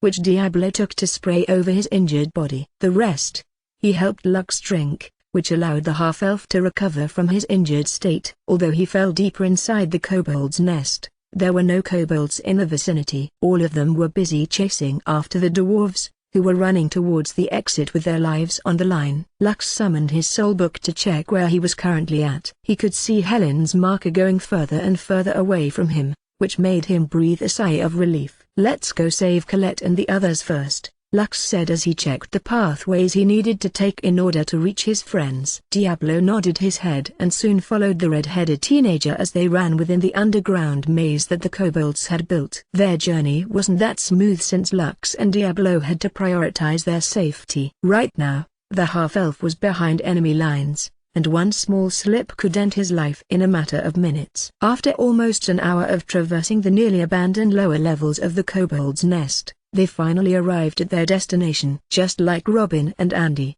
Lux found his friends trapped in cages. However, they were not alone. Several other dwarves were also imprisoned there, which caught the half-elf by surprise. Well, since I'm already here, might as well free them all, Lux thought as he ordered Diablo to hack apart the wooden planks that kept the other dwarves imprisoned. The half-elf prioritized freeing his friends, because they were the main reason why he had braved the dangers of the kobold's nest in the first place. Big brother? Colette asked in surprise and confusion. What are you doing here? I came to rescue you guys, Lux replied. Shhh, don't raise your voice. We might get discovered if you do. Colette nodded her head in understanding and kept her mouth shut. After she was freed, she went to the wooden crates in the corner of the room to retrieve her equipment and storage rings. Matty and Axel did the same, as well as the other dwarves whom Lux and Diablo had freed. After distributing health potions to everyone, most of their injuries had been treated, making them capable of fighting against the kobolds that had taken them captive. A dwarf who had blonde hair and blue eyes walked towards Lux while carrying an axe. He thanked Lux for rescuing them and introduced himself as Hans. He was one of the prominent merchants in the kingdom of Gwaliven, and his base of operations were the villages and towns near the stronghold of Noria. The blonde-haired dwarf was also the leader of the merchant group that had hired Colette and several other adventurer parties as escorts for his trade expedition. Unfortunately, they got captured by the kobolds, and all their wares were seized. Lux shook hands with the dwarf before addressing everyone at the cavern. Before anything else, let me explain the current situation first, Lux said. Right now, a group of riders from Noria have come here for a rescue operation. I was their guide and led them to this location. Unfortunately, we were forced to retreat after saving only a few individuals because of the sheer numbers of the kobolds. After a great battle, I fell down to this layer, due to the spells of the kobold mages. As for the main force, they are headed towards the exit of this nest as we speak. However, none of you have to worry. Once the reinforcements from the stronghold of Noria arrives, they will conduct another rescue operation and deal with the kobolds inside this nest. Lux made sure to emphasize that he was the one that led the riders of Noria to the nest in order to show his importance to the dwarves in front of him. After hearing his report, the majority of the dwarves sighed in relief because there was still a chance for them to leave the place alive. You said that you can navigate through this terrain, Hans said with a determined look on his face. Can you also lead us to the exit? Lux nodded. However, his next words dampened the mood of everyone inside the cavern. Although I can lead you all to the exit, I cannot do that at this point in time, Lux answered. The only reason why I managed to reach this place unharmed is because the majority of the kobolds have climbed to the upper level to pursue the trespassers to their domain. If we go up right now, we will just be hacked to pieces. Our best course of action is to wait for reinforcements to arrive. Colette, who had been listening to the side, voiced her concern about their current situation. Big brother, what do we do now? Colette asked. Are we just going to stay here? Lux shook his head. This place is too big. and it's hard to defend ourselves here. We need to find a good hiding place while we wait for the rescuers to arrive. Lux summoned the Elysium Compendium to look for possible hiding spots small enough for them to effectively defend against a horde of kobolds that were out for blood. "Follow me," Lux said. "I found a place where we can hide." "And why should we follow you?" a grumpy dwarf asked back. "I ain't following a damn half-elf." Lux didn't even bother to glance at the grumpy dwarf as he herded Colette and the others to follow him. He had already done what he could for the captives. Whether they wanted to follow him or not was none of his business. Seeing his indifferent attitude, the grumpy dwarf cursed under his breath. Hans, on the other hand, narrowed his eyes as he followed behind the half-elf who obviously didn't give a damn about them. The blonde dwarf was a merchant. When it came to making transactions and forming connections with potential business partners, he always trusted his instincts. Right now, his instinct was telling him to follow Lux, so that was what he planned to do. Seeing Hans' action, a couple of the dwarves, which were his subordinates, followed behind him as well. The rest of the dwarves, who were not part of the merchant group, who had been kidnapped from other places, merely glanced at each other in dismay. Wandering around the kobold nest without an accurate map was useless. Also, the dwarves knew that the half-elf was right. If they tried to go to the exit at this point in time, what awaited them was an untimely death at the hands of the kobold horde that had been rubbed off the wrong way. After navigating through the underground tunnels, Lux led his friends to a smaller cavern that seemed to be used as a garbage dump by the kobolds. The rotten smell permeated the air, and it made the dwarves wrinkle their noses, but they currently had no choice in the matter. Even Hans thought that this was a good place to hide, because no kobolds would go actively looking for them in this area. The pathway leading to the garbage dump was also very narrow. It was only big enough for a single adult dwarf to walk down, and the ceiling was a head shorter than the half-elf, who was forced to crouch down a little when he walked down the tunnel. After arriving at their destination, Lux used the empty storage rings that he had acquired in the prisoner's cell to store as much garbage as he could. The dwarves like Colette, who had special skills like the cleansing spell, did their best to reduce the abominable smell that permeated the cavern. Several minutes passed before the annoying smell disappeared, which made the dwarves quite thankful. Even though the cavern was smaller than the place where they had been held as prisoners, it was more than enough to house all of them. "Listen, I will just like to make some rules while we are here," Lux said with a serious expression on his face. "First of all, talking is not allowed. On the off chance that a kobold or a group of kobolds were to come to this place, our priority should be to kill them as fast as possible before they can raise an alarm." All the dwarves nodded their heads in agreement. They had no complaint whatsoever with the rule that Lux had stated. "The second rule is that we should make as little noise as possible. Everyone should just rest for the time being. We will need every bit of strength we have in order to leave this place." The dwarves once again nodded their heads in approval. "Lastly, if the worst-case scenario happens, and we are discovered, everyone should stay as calm as possible," Lux stated. "I am confident that we will be able to stand our ground if we work together as a cohesive unit. My skeletons will serve as the first line of defense and block the entrance of this cavern should the kobolds launch an all-out attack. If they fall, all able-bodied men will help block the entrance alongside me to ensure that they won't be able to break through our defenses." The dwarves nodded their heads for the last time and rested to conserve their strength. Lux sat beside the entrance of the cavern to use his sensitive hearing to detect anyone who was headed in their direction. Colette, Mattie, and Axel were very tired, so all of them slept, leaving the defenses to Lux. The little dwarves had developed an unwavering faith in the half-elf, especially after seeing that he had braved the danger to rescue all of them. Lux watched the children sleep with a smile on his face. Now that they had finally settled down, it was now time to make his preparations for the upcoming battle. Diablo walked towards him and handed the half-elf a black storage ring. Lux gratefully accepted it and peered at its contents. Hundreds of beast cores could be seen inside the ring, which made Lux quite happy. The main reason he had left Diablo and the skeletal fighters behind was to loot the beast cores from the kobolds' corpses. The half-elf knew that the riders of Noria weren't in the mood to pick up the cores as they bulldozed their way through the nest to save Robin. Since that was the case, Lux was more than happy to receive the free loot that was presented to him. He knew that if things went south, He could only rely on himself to save his friends. The red-headed teenager took a beast core out of the storage ring and started converting it into skill points. He would use as many cores as possible to upgrade himself, Diablo, and his skeletal fighters. That way, even if they were faced with rank 3 monsters, they would be able to hold their ground, and show the kobolds that it was a futile endeavor to kill what was already dead. Chapter 58. In the midst of every crisis lies great opportunity. After looking at his stockpile, Lux decided to upgrade his partner, and make him more formidable. After all, the latter would be the main fighting force in this rescue operation. Since Diablo had a special title, Firstborn, the amount of skill points he received every time Lux used a beast core to upgrade him was increased. Less than Diablo greater than. Progress, 0, 500. Lux didn't bat an eye as he used 34 rank 1 beast cores to upgrade Diablo to the next stage. Less than Diablo greater than. Progress, 10, 600. Lux decided to upgrade Diablo one more time, turning his first named creature into the rank 2 monster. With the mythical sword Blood Moon in his possession, Diablo could now fight rank 3 monsters on even ground. Less than Diablo greater than. Finally a worthy opponent. Our battle will be legendary. Named Skeleton. Skeleton Rider. Rating, B. Mana, 10.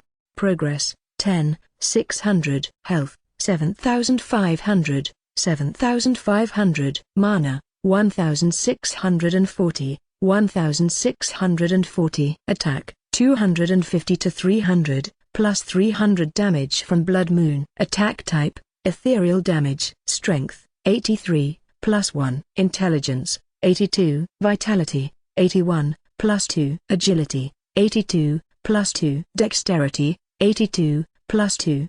Defense, 83, plus 200. Defense. Title, Firstborn, Squad Captain, Relentless Charger. Active skills, Slash, Heavy Slash, Bone Spear, Duel, X, Whirlwind Slash, New, Leap, New. Passive skills, Parry, Tactician, Improved Dodge, Union of Man and Beast, Enhanced Fortitude, New. Note, can you teach me how to do Diablo had managed to collect 268 beast cores from the corpses that the dwarves had left behind. 10 of them were rank 2 cores, while the rest were rank 1 beast cores. Since Lux had used a total of 74 rank 1 beast cores to upgrade Diablo twice, his stockpile was brought down to 194. Now that he had upgraded Diablo twice, it was now time for him to upgrade himself. Lux was quite happy when Diablo learned the O skill, Whirlwind Slash, which would ensure that even if the latter got surrounded on all sides,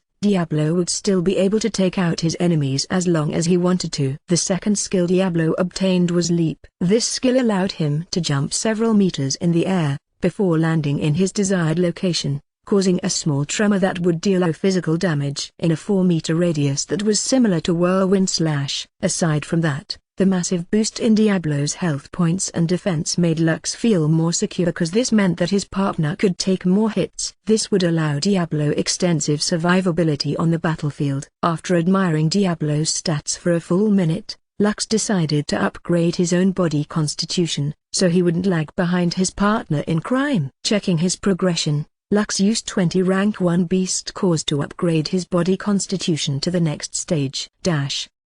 Less than Immortal Conqueror's Legacy greater than. Rating, E+. Progress, 0-400. Ding, greater than. Congratulations. Your body constitution has been upgraded. Greater than. Choose one from among these 3 options as your bonus reward. Greater than. Option 1, plus 50 permanent points to vitality. Options 2, Warcry, plus 30 physical and magical damage to you and your allies. Duration, 5 minutes. Cooldown, 10 minutes. Options 3, Guts, a skill that will allow you to withstand a lethal blow without dying. No matter how powerful the attack is, it will always leave you with 1 health point after the damage has been dealt. This time around, Lux firmly chose the skill Warcry. This was the skill he needed the most, and he would be a fool if he didn't choose the skill at this critical moment. Just as the half-elf expected, his handy-dandy special evolution, X, skill kicked in and upgraded the skill that he had chosen.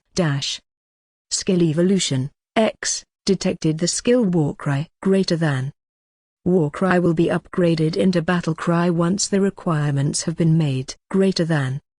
Since the skill is learned from your body constitution upgrade and not from a beast core, evolution requirements will be waived greater than.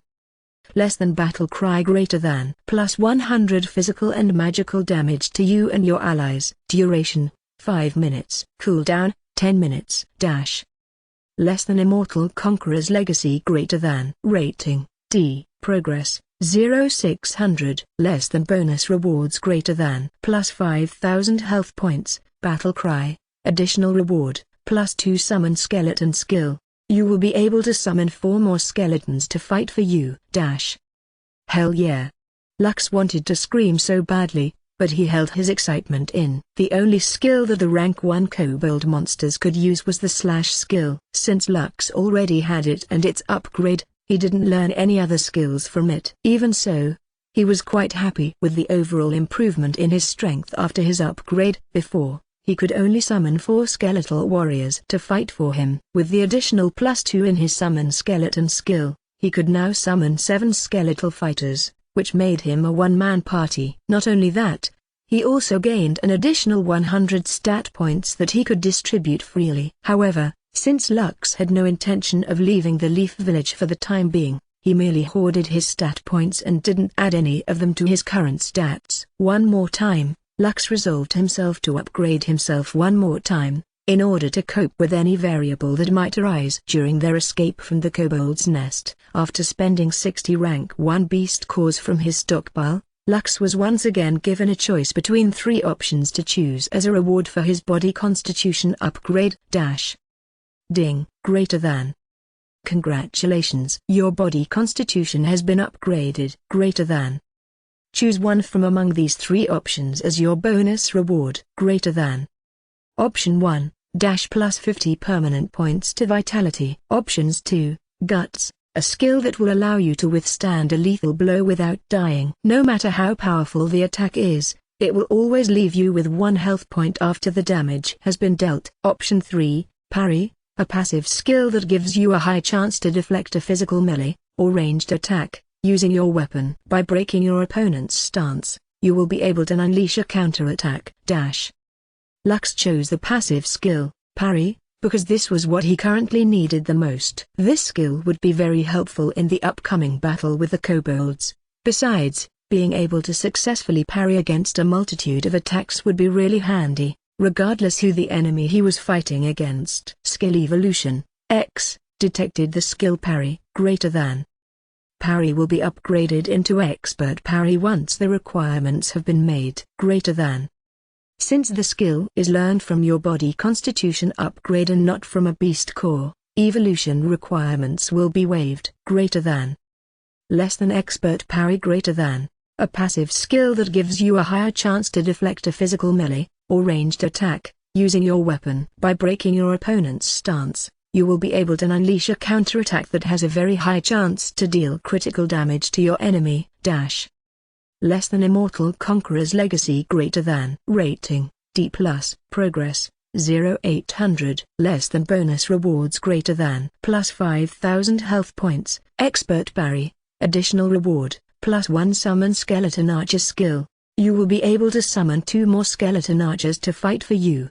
This additional reward cannot be used at this time because the requirement to unlock Summon Skeleton Archer has not been met. Once the Skeleton Archer skill becomes available, the effect of this reward will automatically activate. Conquest is not all about claiming lands and expanding your domain. True conquest is conquering the hearts of people. Once you gain their loyalty, the path to dominion will open its doors for you. Note, you're starting to look like a real novel protagonist. Lux smirked as he looked at his current stats with a satisfied look on his face. He had now surpassed Diablo's health points, which made him more confident in the upcoming battle. Not only that, his free stat points were almost 500, which was more than enough for him to step into the ranks of a grade B apostle. The half-elf was not willing yet to take that step because he still had many things to do in Leaf Village. There were still plenty of unique quests that he hadn't taken because he was still too weak. However, right now, even without a party to help him, Lux was confident that he could bulldoze his way through the different areas to fight against the alpha beasts, which were the apex creatures in the beginner's zone. Name: Lux von Kaiser. Age: 16. Race: half-elf. Rank: none. Health: 11,960, 11,960. Mana: 940, 940. Strength: 46, +3. Intelligence: 46, +1. Vitality: 31. Agility: 34, +3. Dexterity: 31, +3. Free stat points available: 480. Special abilities: Skill Evolution, X. Mana Drain, X. Item Transmutation, X. Active Skills: Power Shot, Dark Arrow, Fury Slash, Double Fury Slash, Battle Cry. Passive Skills: Enhanced Fortitude, Expert Parry, Dash. There was a famous saying back on Earth that in the midst of every crisis lies great opportunity. If not for the fact that Colette and the others were kidnapped by kobolds, Lux would never have the opportunity to upgrade his skills to his current level. Lux also knew this, but since it had already come to this point, all he could do was to take advantage of his current situation. They were still trapped inside the kobold's nest and waiting for rescue. Unless he, his friends, and the other dwarves could escape this deadly prison, he wouldn't be able to celebrate the rewards that he had already received from this rescue mission. I still have 114 beast cores with me, Lux thought with a smile. I think this is more than enough to upgrade the skeletal fighters to rank C, which will unlock the Summon Skeleton Archer skill. The half-elf then started to absorb the remaining beast cores in his possession to upgrade his skeletal fighters twice. More than anything else, he was curious about the options he would be given after he unlocked the Summon Skeletal Archer skill. If things went according to the script, then there was a high chance that Lux would have another named creature fighting on his side. Chapter 59. The Forgotten Queen. Nevriel, Boreas, Helen, and the rest of the dwarves had successfully escaped the kobold's nest. Their numbers had greatly fallen after some dwarf warriors sacrificed their lives in order to buy time for everyone else to escape. Aside from Helen, Robin, and Andy, only 18 other dwarves remained, which included Nevriel and Boreas. Boreas had a pained expression on his face as he carried Helen on his shoulders. Many of his subordinates had died in this rescue mission, but he knew that if those men didn't take the initiative to hold the monster horde back by sacrificing themselves, more dwarf warriors would have died. Right now, he only had one thought in his mind. It was none other than to wait for the reinforcements from the stronghold of Noria, and then to wipe the entire kobold nest from the face of the Gwalivan kingdom. After finding a safe place to hide, the dwarves tended to their injuries and sharpened their weapons. Helen looked after the unconscious Robin and Andy and thought of her big brother Lux, as well as Colette and her other friends. Please, be safe everyone, Helen silently prayed in her heart. I hope that when the reinforcements arrive, I will once again be reunited with my friends.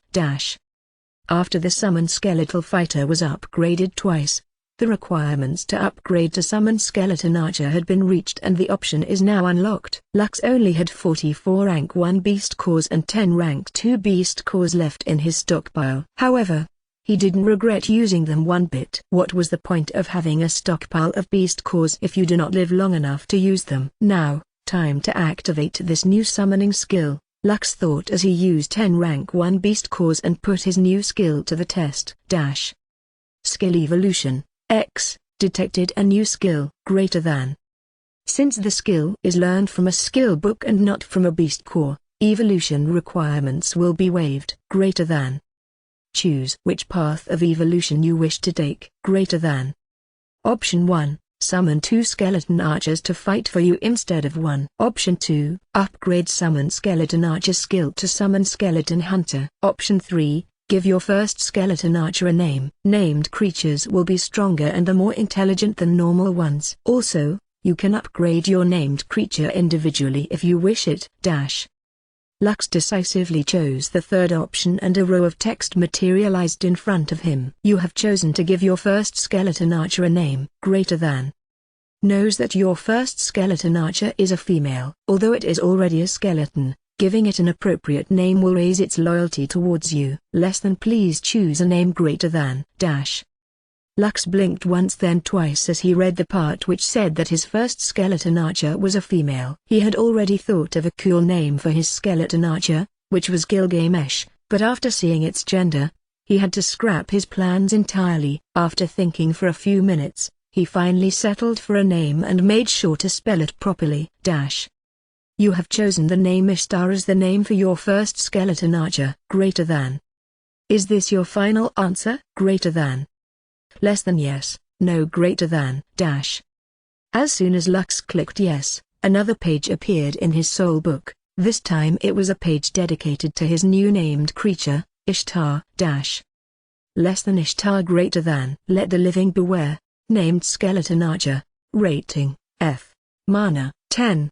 Progress 0-100. Health 200. Attack 20-30. Attack type ranged ice damage. Strength 10. Intelligence 15. Vitality 10. Agility 10. Dexterity 15. Title: The Forgotten Queen. Ishtar is your second named creature and has been bestowed the title the Forgotten Queen. This named creature has gained the ability to evolve. Less than Forgotten Queen greater than. Regardless of what happens in the future, this named creature will be forever loyal to you. All attacks made by Ishtar will deal ice damage. Ice damage can slow and even freeze those hit by Ishtar's deadly arrows. As someone who bore the title, Forgotten Queen, Ishtar's stats increase by 50% during the night. When you use Beast Cores to upgrade your named creature, its effects will be increased by 50%. Note: let phantom arrows fly.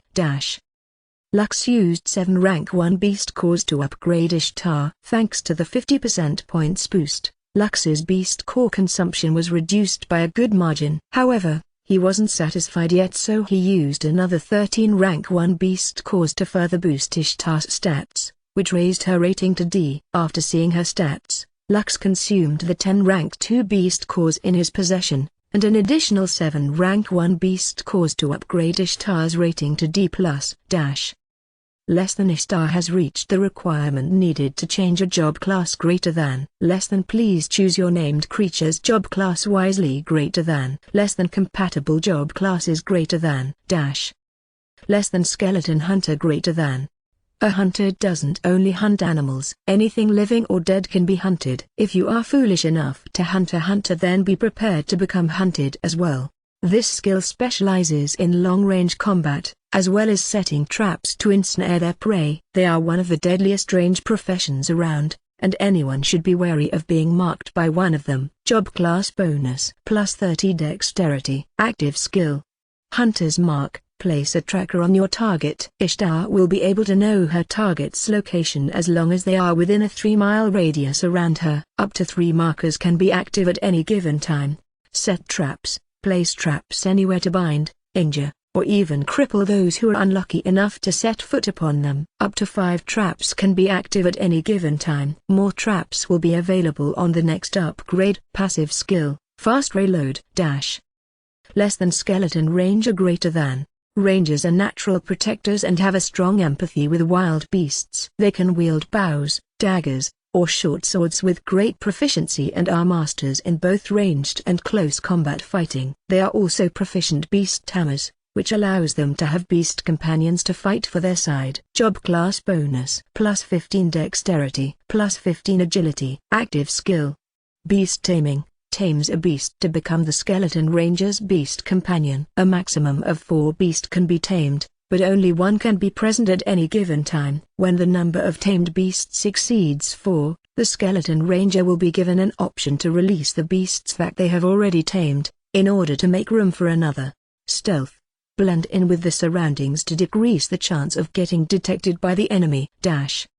After a brief internal struggle, Lux decided to choose the skeleton hunter job class for Ishtar. No matter how good the skeleton ranger was, what he needed right now was a dedicated damage dealer. He already had the Diablo and the skeletal fighters to swarm the enemy with numbers. Adding a few more beast companions may bolster their troops and even increase their survivability, but the hunter's skills like set traps and hunter's mark were nothing to sneeze at. Setting traps was a no-brainer. A properly set trap could make an enemy feel a world of pain, and it would also weaken them greatly. Hunter's mark, on the other hand, would allow Ishtar to trace any target that she had set her sights on. Lux was only able to track Colette and the others because they were part of his party. If they weren't, the half-elf wouldn't have any idea that his friends had been taken by the kobolds nor where the kobolds hid them. This was why tracking skill was necessary. This was especially true for enemies. As long as Lux knew of their location, he could hunt them down anytime as long as they were within Ishtar's range. After the binge upgrading, Lux was only left with 20 rank 1 beast cores, but he regretted nothing. The red-headed teenager looked at Ishtar's stats and nodded his head in satisfaction. Less than Ishtar, greater than. Named Skeleton Hunter. Rating, D+. Mana, 10.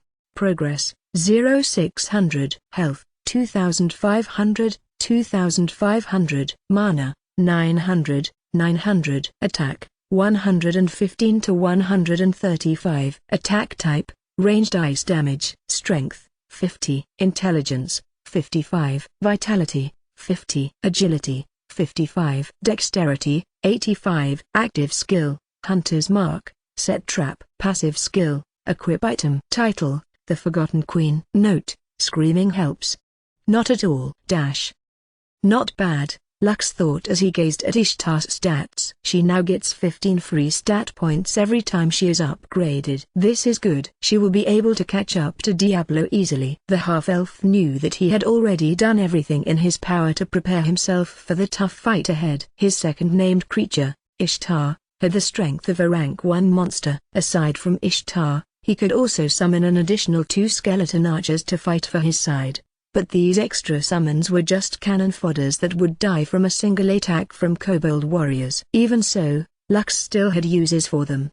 He immediately put their uses into action while waiting for their rescuers to arrive. Chapter 60, Learning Things the Hard Way. After the dwarves escaped the kobold's nest, the majority of the kobolds returned to tend to their duties. However, when the guards of the prison returned to their posts, they noticed that all of their captives had escaped. This immediately brought a new round of alarms that could be heard through the entirety of the nest. The expressions of Lux and the other dwarves turned serious. They didn't know why the kobolds raised the alarms. However, they all knew that this was a dangerous time for all of them. Just as the half-elf had expected, the kobolds performed a thorough search for the prisoners that had escaped from their cages. They looked in every nook and cranny of their nest, with the exception of the dump site where they threw their trash. For them, going there was a waste of time, and they didn't believe that the dwarves would go to that place to hide. An hour passed, then 2, followed by the 3rd. The tension in Lux and the dwarves was at an all-time high as the hours passed by. In the end, Lux told the non-combatants to just rest, and the combatants to alternate between guarding and sleeping. The red-headed teenager had become the temporary leader of the dwarf survivors, and everyone listened to him. The grumpy dwarf who had made things difficult for him earlier was no exception. All of them wanted to live, and Lux saved their lives. Since they all owe him and they had seen his capabilities, the least they could do was trust his judgment until they managed to leave the kobold's nest. Lux positioned himself near the entrance of the cavern they were staying in. He was resting, but he would wake up at a moment's notice. This was one of the techniques that his grandma Vera had taught him a year ago, to allow himself to rest but still be able to react to any situation at any given time. Hans, the head of the dwarf merchant group, was paying close attention to the half-elf who had saved them. For some reason, he had a feeling that if he followed Lux's orders, he would be able to leave this place alive. Merchants usually followed their gut instinct, and his instincts were telling him that he had to stick with the half-elf no matter what, because he was paying close attention to Lux. He immediately noticed when the latter opened his eyes and made a gesture to everyone, signaling them to stop whatever they were doing. This was a signal that Lux had established with them beforehand to let them know that kobolds were approaching the dump site. Earlier, he had summoned the 2 skeletal archers and placed their heads outside of the cavern. He placed them on the path facing the tunnels, and ordered them to keep a lookout for any enemies that were headed their way. Since his connection with the skeleton archers wasn't as strong as his named creatures, he gave them an additional order to mention the number of the approaching enemy if they saw any. Right now, the skulls of his skeleton archers had just told him that 3 kobolds warriors were approaching the dump site. Since the path was narrow, the kobolds didn't have any other choice but to walk single file down the tunnel. This was the main reason why Lux chose this place. The topography would render any advantage in numbers completely useless. Lux had summoned his sword in preparation to kill the kobolds before they could alert anyone of their position. Hans also gripped his axe in order to help the red-headed teenager quickly deal with their enemies the moment they showed up. The leader of the merchant group was a grade C apostle, rank 2 monster. The only reason why he allowed himself to get captured was because he knew that he didn't stand a chance against the numbers of kobolds that had ambushed them. However,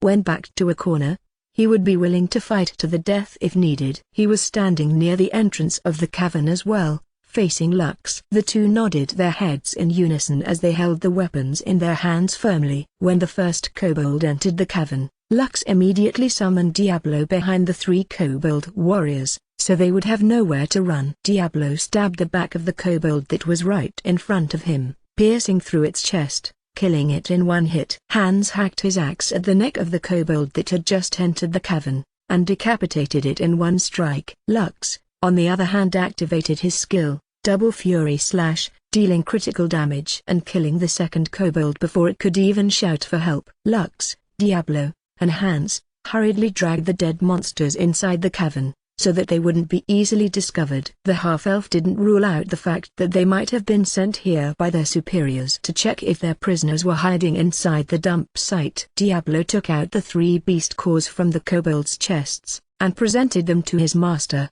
who took them without another word. Hans didn't have any complaints because, for him, rank 1 beast cores were useless.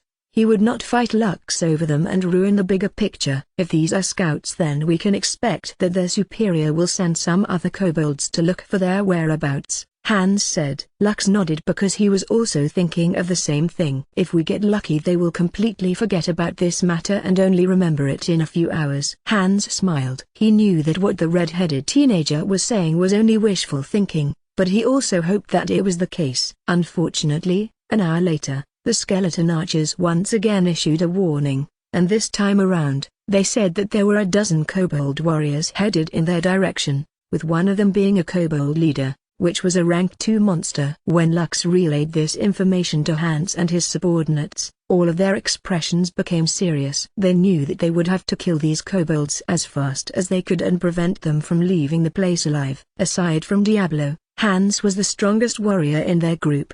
The dwarf also had 6 subordinates under his command, who were all grade D apostles, rank 1 monster. All of them were willing to fight for their survival, but Lux told them that they didn't have to fight. This perplexed the dwarves, which made them think that the half-elf had given up all hope. However, when they saw Lux summon Diablo and 7 skeleton warriors, they immediately understood why he asked them to stand down. Right now, every dwarf was indispensable. If they died fighting against the kobolds, it would be one less fighter on their side. However, the skeletons were different. As long as Lux had mana, he could summon them over and over again, and they were not afraid of dying. All the other dwarves had backed away to the very corner of the cavern, so that they wouldn't be involved in the fighting. Colette had asked Lux to let them join the fight, but the half-elf rejected their proposal. Lux only told the adorable little dwarf to protect the non-combatants and ensure that no kobolds would harm them. Everyone became tense when the sounds of footsteps reached their ears.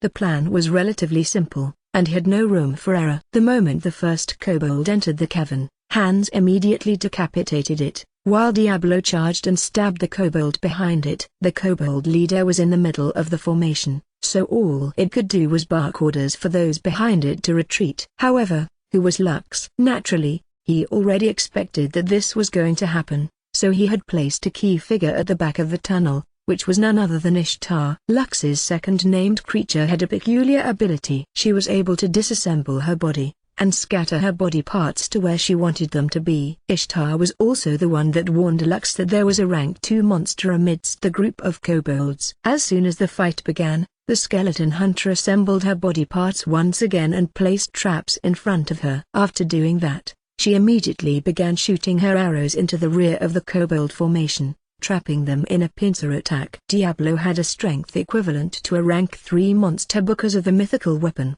Blood Moon. With this powerful weapon in hand, Diablo made short work of the kobolds and killed the kobold leader without mercy. By the time the battle was over, Diablo had killed 6, Ishar killed 7, and Hans killed 1. Just like last time, they dragged the dead bodies inside the cave, took their beast cores, and incinerated them with fire magic. The smell of burning flesh permeated the room, but with the cleansing magic, the smell disappeared completely. Now that they had killed the scouting party, Lux, Hans, and the dwarves knew that they were now only on borrowed time. They couldn't leave their hiding spot because it was the only place they could defend themselves with the numbers they currently had. Lux gazed at everyone with a serious expression.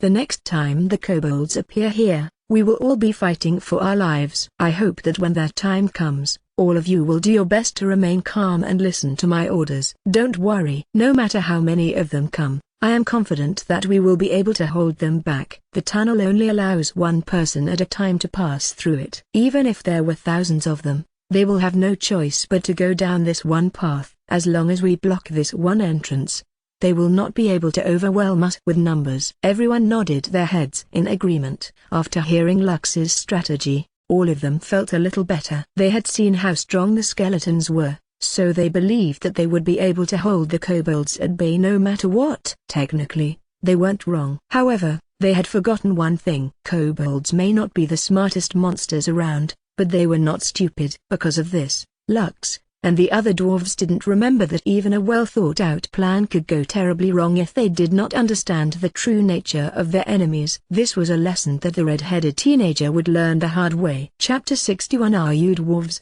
or are you goblins? Half a day after Robin and Andy were rescued, the riders of Noria arrived at the place where Nevriel had asked them to meet. Due to the importance of this endeavor, the stronghold had dispatched almost half of its manpower, which numbered a little over 500 dwarf warriors, 400 grade D apostles, 95 grade C apostles, 8 grade B apostles. This level of manpower was strong enough to wipe out any hostile forces within the territory of Noria. However, even Nevriel still doubted whether it was enough to raid the kobold nest. Usually, a kobold's nest housed thousands of kobolds. The kobold warriors were the weakest, followed by the kobold leaders. The kobold mages were stronger than the rest, and some of the older ones could reach rank 3. As for the draconic kobolds, their ranks were at rank 3 minimum. These special kobolds were known to break through to rank 5 once they got older. If there were a handful of rank 4 draconic kobolds, or even one rank 5 kobold, the riders of Noria would be in for a tough battle. Usually, rank 5 creatures wouldn't be found in any beginner areas. Simply put, they could be considered world bosses, because no one in the beginner's territory would be able to fight them one-on-one. At most, a group of 100 people that was composed of grade B, rank 3, and A apostles, rank 4, could fight it in a boss raid. Since Robin is already safe, then there's no need for us to risk our lives trying to raid the kobold's nest. One of the rider captains of Noria, who was a grade B apostle, said, "We should just return to the stronghold and call it a day." The other riders nodded their heads in agreement. If Robin was still inside the kobold's nest, then they would surely charge in and do everything in their power to rescue him. However, since he was already rescued, the warriors of Noria didn't feel the need to rescue the dwarves who had been captured by the kobolds. For riders of Noria, they were not that important. "Normally, I would agree with you," Boreas said, "but this time it's different. We made an oath to the person that served as our guide to find this place that we would rescue his friends no matter what happens. We made this vow to the Earth Goddess, so our hands are tied." Nevriel nodded his head, which made the dwarf captains groan. The commander of the stronghold had come to personally supervise the rescue operation. He was the only grade apostle, rank 4, in the territory of Noria, which made him the absolute decision-maker at all times.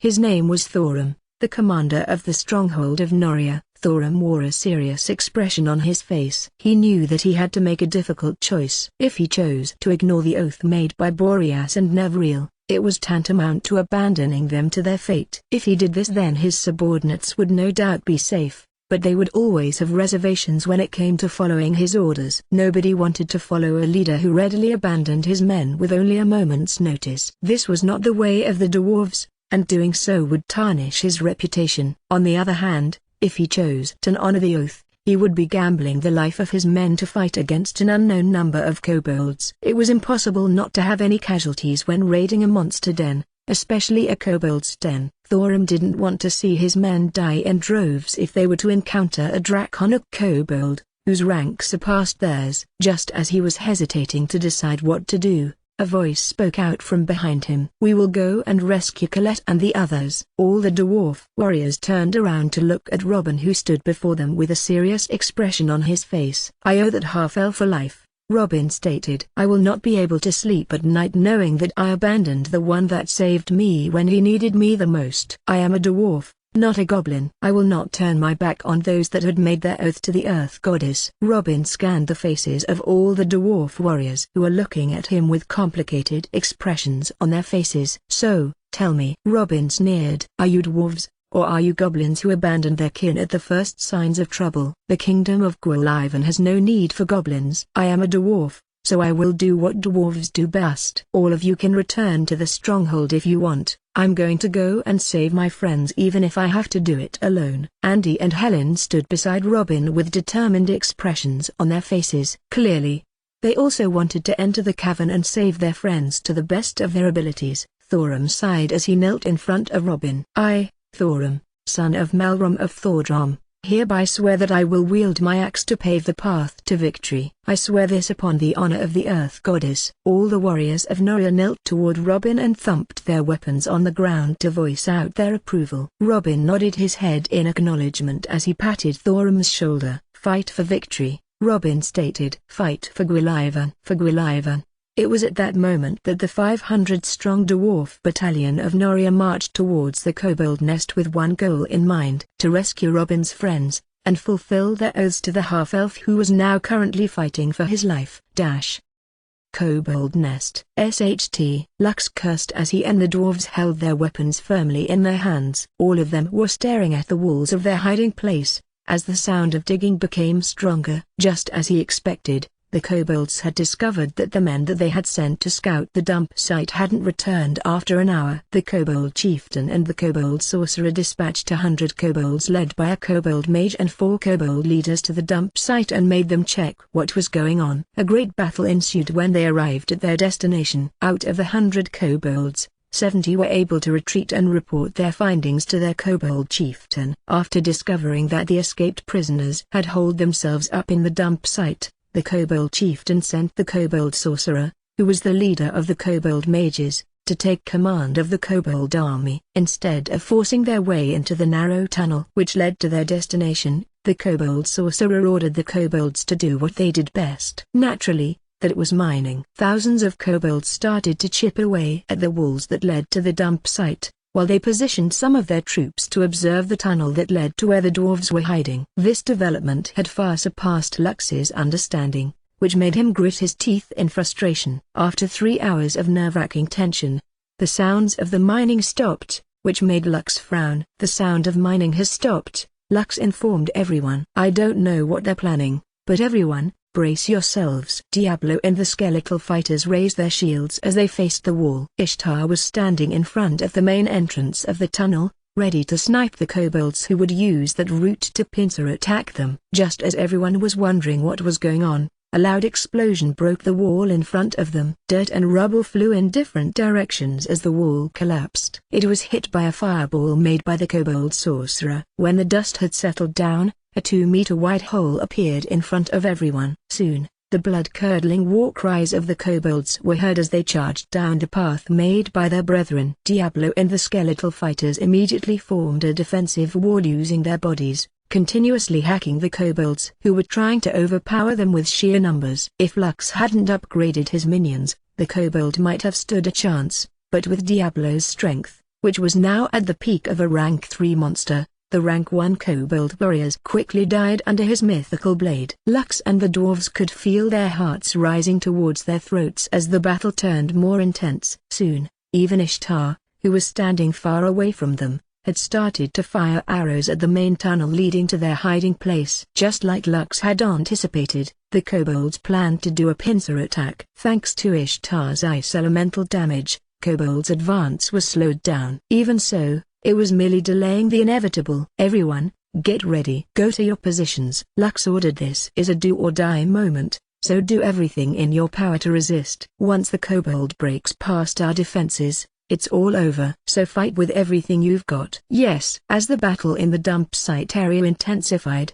the warriors of Noria had just killed the guards that were manning the entrance of the kobold nest. Over 500 strong warriors, with Thorum at the lead, ran through the passageway that led to the depths of the nest. A battle that had never before seen in the territory of Noria was about to begin. Chapter 62 Show these lizards whose boss, fight. Lux roared as he activated his skill, Battle Cry. This was the skill that added plus 100 to both physical and magical attacks for all of his allies. With this boost of strength, his ordinary skeletal fighters' physical damage had reached rank 2. Making them more formidable as they held back the charging kobolds. Diablo and 5 skeleton fighters blocked the newly created passage made by the kobolds, while Ishtar and other 2 of the skeletal fighters blocked the original narrow tunnel that the kobolds were using to form a pincer attack. The non-combatants hurriedly retreated to the very back of the cavern, leaving all those who could fight standing behind the skeletal fighters, who were ready to replace the latter the moment they died. Colette held her weapon firmly, but on the contrary, she couldn't stop her body from shaking. As someone who had already been defeated by the kobolds once in battle, she was well aware of how tenacious they were. They were one of the races that could use the strategy of overwhelming their enemies through sheer numbers with kamikaze attacks. It was at that moment when she felt her hand rest on her shoulder, gripping it firmly. "Are you scared?" Lux asked with a smile. Colette bit her lip. Her father had told her that she mustn't show any weakness, especially during a battle. She was a member of the Golden Slayer clan, a family of paladins. It was their duty to stand at the forefront of battle and lead their people to victory. And yet, right now, she was truly scared. Although she was doing her best to fight the growing fear in her heart, she was still unable to stop her body from shaking. Seeing that she couldn't bring herself to answer, Lux raised the hand he had placed on her shoulder and rested it over the little girl's head. "I am scared, too," Lux said as he shifted his attention to his subordinates who were keeping their enemies at bay using everything in their arsenal. "But, I have a goal in life. For the sake of that goal, I must make a stand, even if my heart trembles inside my chest." One of the skeletons fighting alongside Diablo shattered into pieces, and the half-elf raised his hand to summon another one to take its place. "For that goal,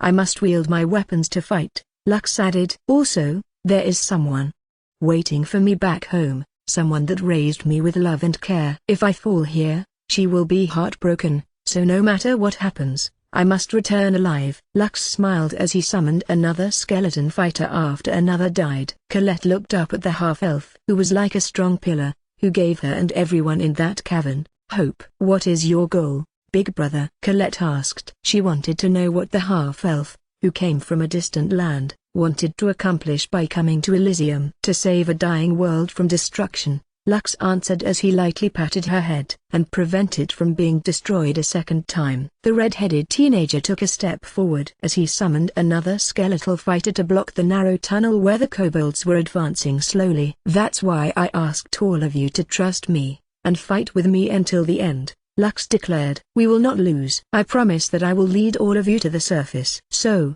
children of the Earth Goddess, I bid all you to stand and carve a path to victory." The half-elf then charged forward as one of his skeletal fighters shattered.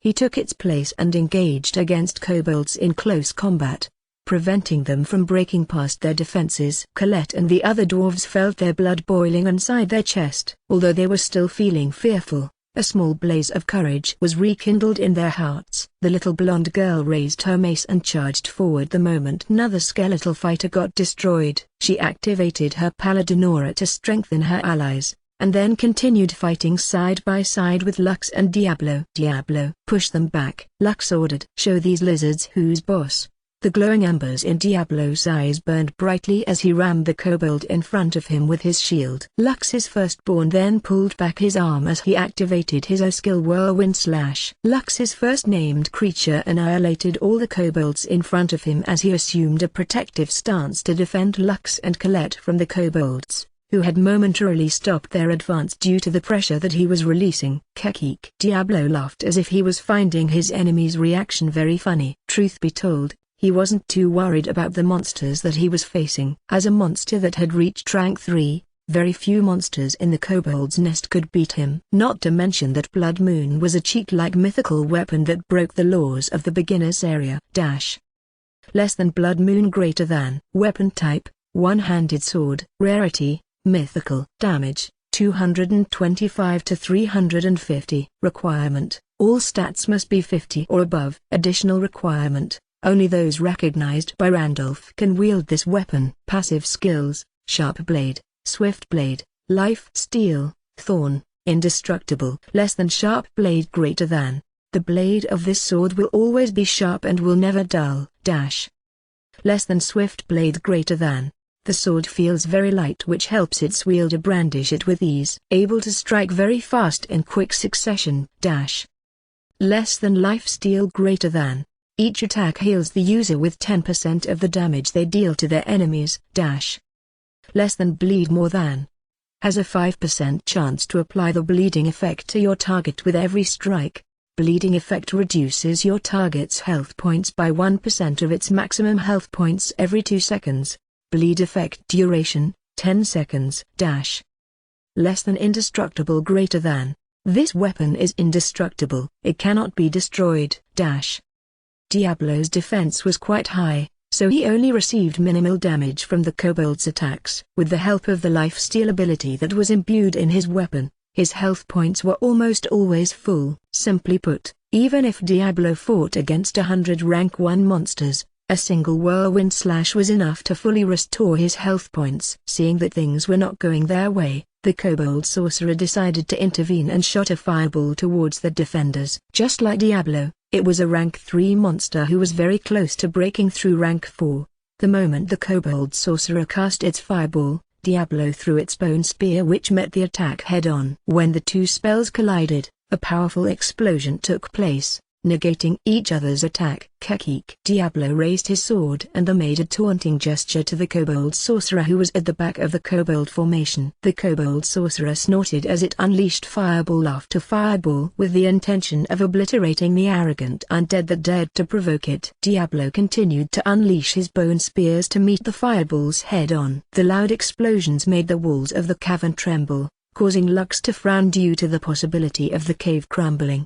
He had already dragged Colette back to the safety of the cavern, while Diablo stood in front and continued his barrage of bone spears. Just as the half-elf expected, the impromptu tunnel that the kobolds had made wasn't stable enough to handle the powerful explosion, which resulted in a cave-in. This sent dust clouds billowing in Lux's direction, forcing everyone to cover their faces to prevent themselves from getting dirt in their eyes. When the dust cloud receded, Lux glanced in the direction of his named creature and sighed internally.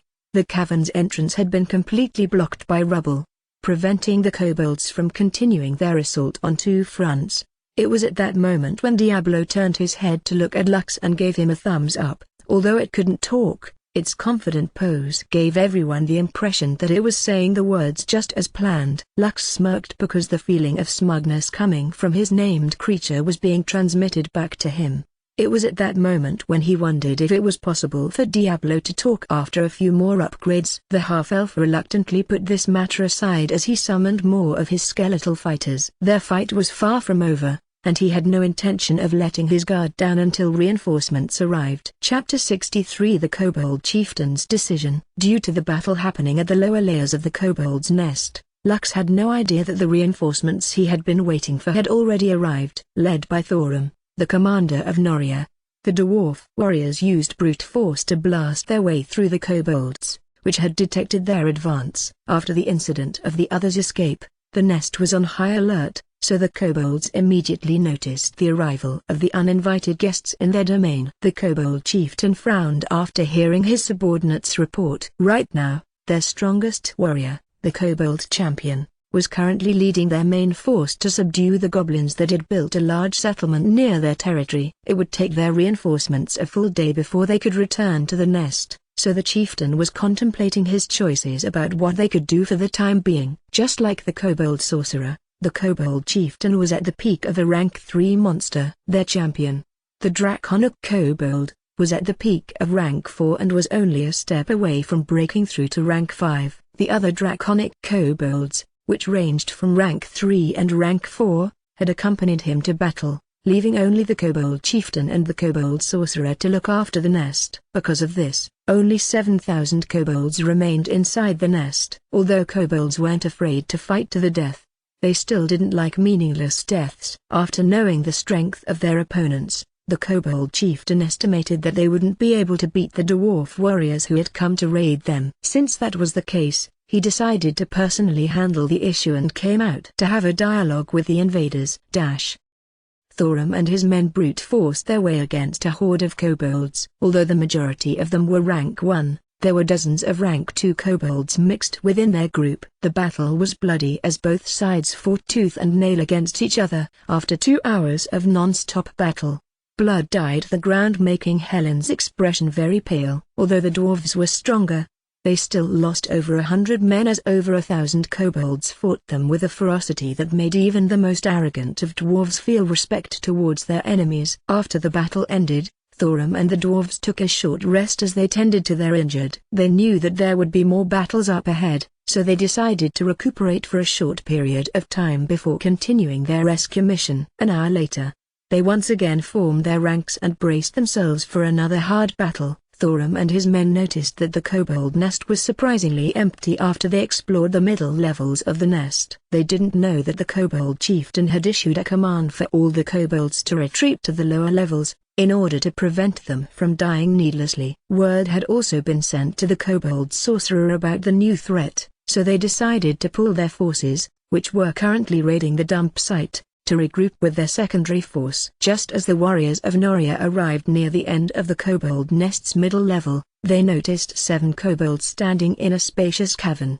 as if waiting for their arrival. None of the kobolds were carrying any weapons, but they did hold wooden sticks with a white cloth tied to them. Thorum frowned, but he made a gesture for his men to not do anything reckless. After seeing their reaction, the kobold chieftain briefly nodded its head and spoke using the universal language of the realm. "What is your reason for coming here, dwarves?" the kobold chieftain asked. Thorum took a step forward as he faced the kobold's chieftain's indifferent expression. "You terrorize our lands and capture our people, yet, you still dare to ask why we've come?" The kobold chieftain's expression remained calm as he eyed the dwarf who seemed to be the leader of the raiding party. "Dwarves kill us kobolds, and steal the treasures we mine underground," the kobold chieftain stated. "Naturally we kill them back. It has always been like this, and will always be in the future." This time, it was Thorum's turn to frown. To the dwarves, the kobolds were a race that liked to mine. Although dwarves liked to mine themselves, their passion didn't come close to what the kobolds felt about mining. There were times when these two races met underground while they were creating mazes in the depths of the earth. Wars between them were very common,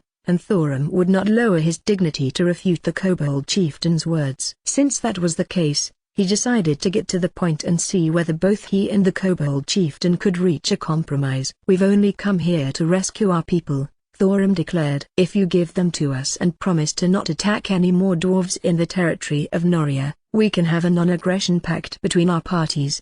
Do you have the qualifications to make this pact hold true?" the kobold chieftain asked. Right now, their priority was to wage war on the other monsters in the area in order to secure safety of their nest. Also, they were patiently waiting for their draconic champion to evolve into the rank 5 monster. Once that happened, there would be very few creatures that could threaten their existence in the territory of Noria. "I am Thorum, the commander of the stronghold of Noria," Thorum replied. "This territory is under my jurisdiction, so yes, I have the authority to make this pact binding." Thorum didn't want to lose any more of their men in a fight against the kobolds because they had more pressing issues at hand. The beast-tide season was nearing, and they would need every dwarf fighter to protect the walls of Noria from the beast invasion.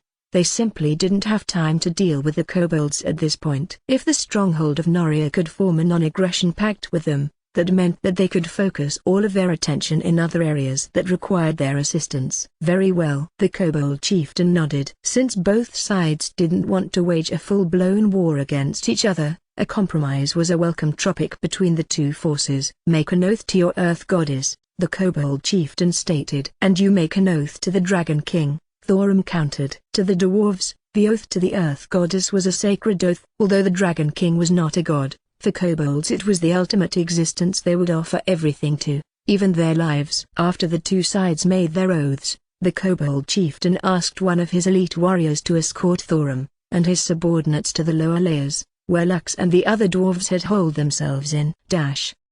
Lux and the other dwarves were in a state of tension as they waited for the kobolds to continue their attacks. The half-elf didn't know why the kobolds' relentless assault had suddenly stopped, so he merely advised everyone to be on their guard. 2 hours later, the half-elf heard some noises that seemed to be heading towards their direction. When the half-elf stood up and went towards the exit, all the dwarves prepared themselves to fight once again. However, before they could even raise their fighting spirit, Helen's voice echoed down the tunnel. Big brother, Colette, Matty, Axel, are you guys alright? Helen shouted as soon as she appeared in the narrow tunnel leading to the dump site. Helen? Lux couldn't believe that the little dwarf girl would appear on the lower floors of the kobold nest looking practically unharmed. What are you doing here? We've come to rescue everyone, Helen shouted as she ran towards the opening of the cavern and hugged Colette. The red-headed teenager glanced down the tunnel and saw several dwarves wearing armor. Clearly, these were the reinforcements they had been waiting for. However, he felt that something was off. Helen,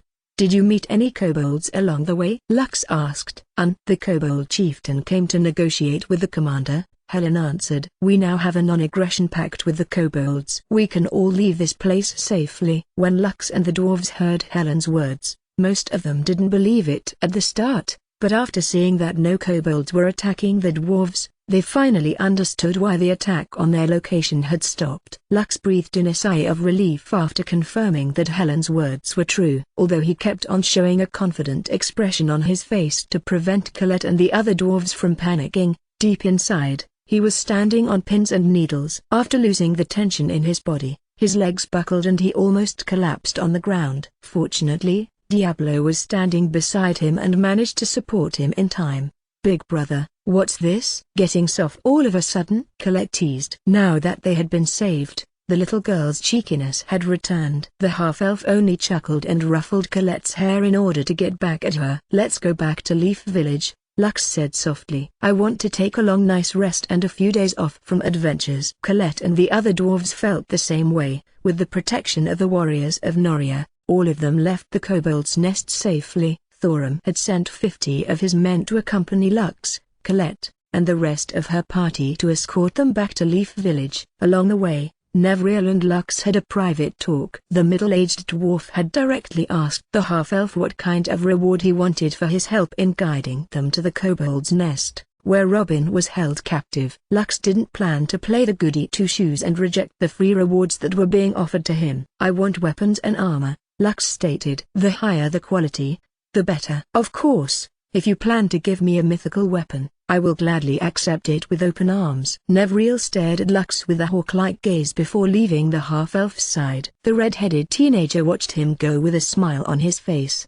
He was just teasing the middle-aged dwarf about the mythical weapon, but he wasn't lying when he said that he wanted weapons and armor. His summoned minions had gained the equip item skill, which meant that they could equip weapons, armor, accessories, and other miscellaneous items. If Lux could arm all of them to the teeth, then the forces he could wield would not lose to a dwarf party who had broken through the apostle rank. Chapter 64 I Miss You. The swishing sound of a broom could be faintly heard in the surrounding area as Vera gathered the leaves that had fallen in front of their house. She had been doing this almost every single day ever since Lux left because she had nothing else to do. After gathering the leaves into a pile, she took them to a part of the garden where she used them as mulch for other plants. After finishing her task, she went back inside the house and headed to Lux's room. Upon entering, she scanned the surroundings to see if there was anything amiss. Seeing nothing out of place, she waved her hand and used cleaning magic to clean it. A gentle breeze swept across the room,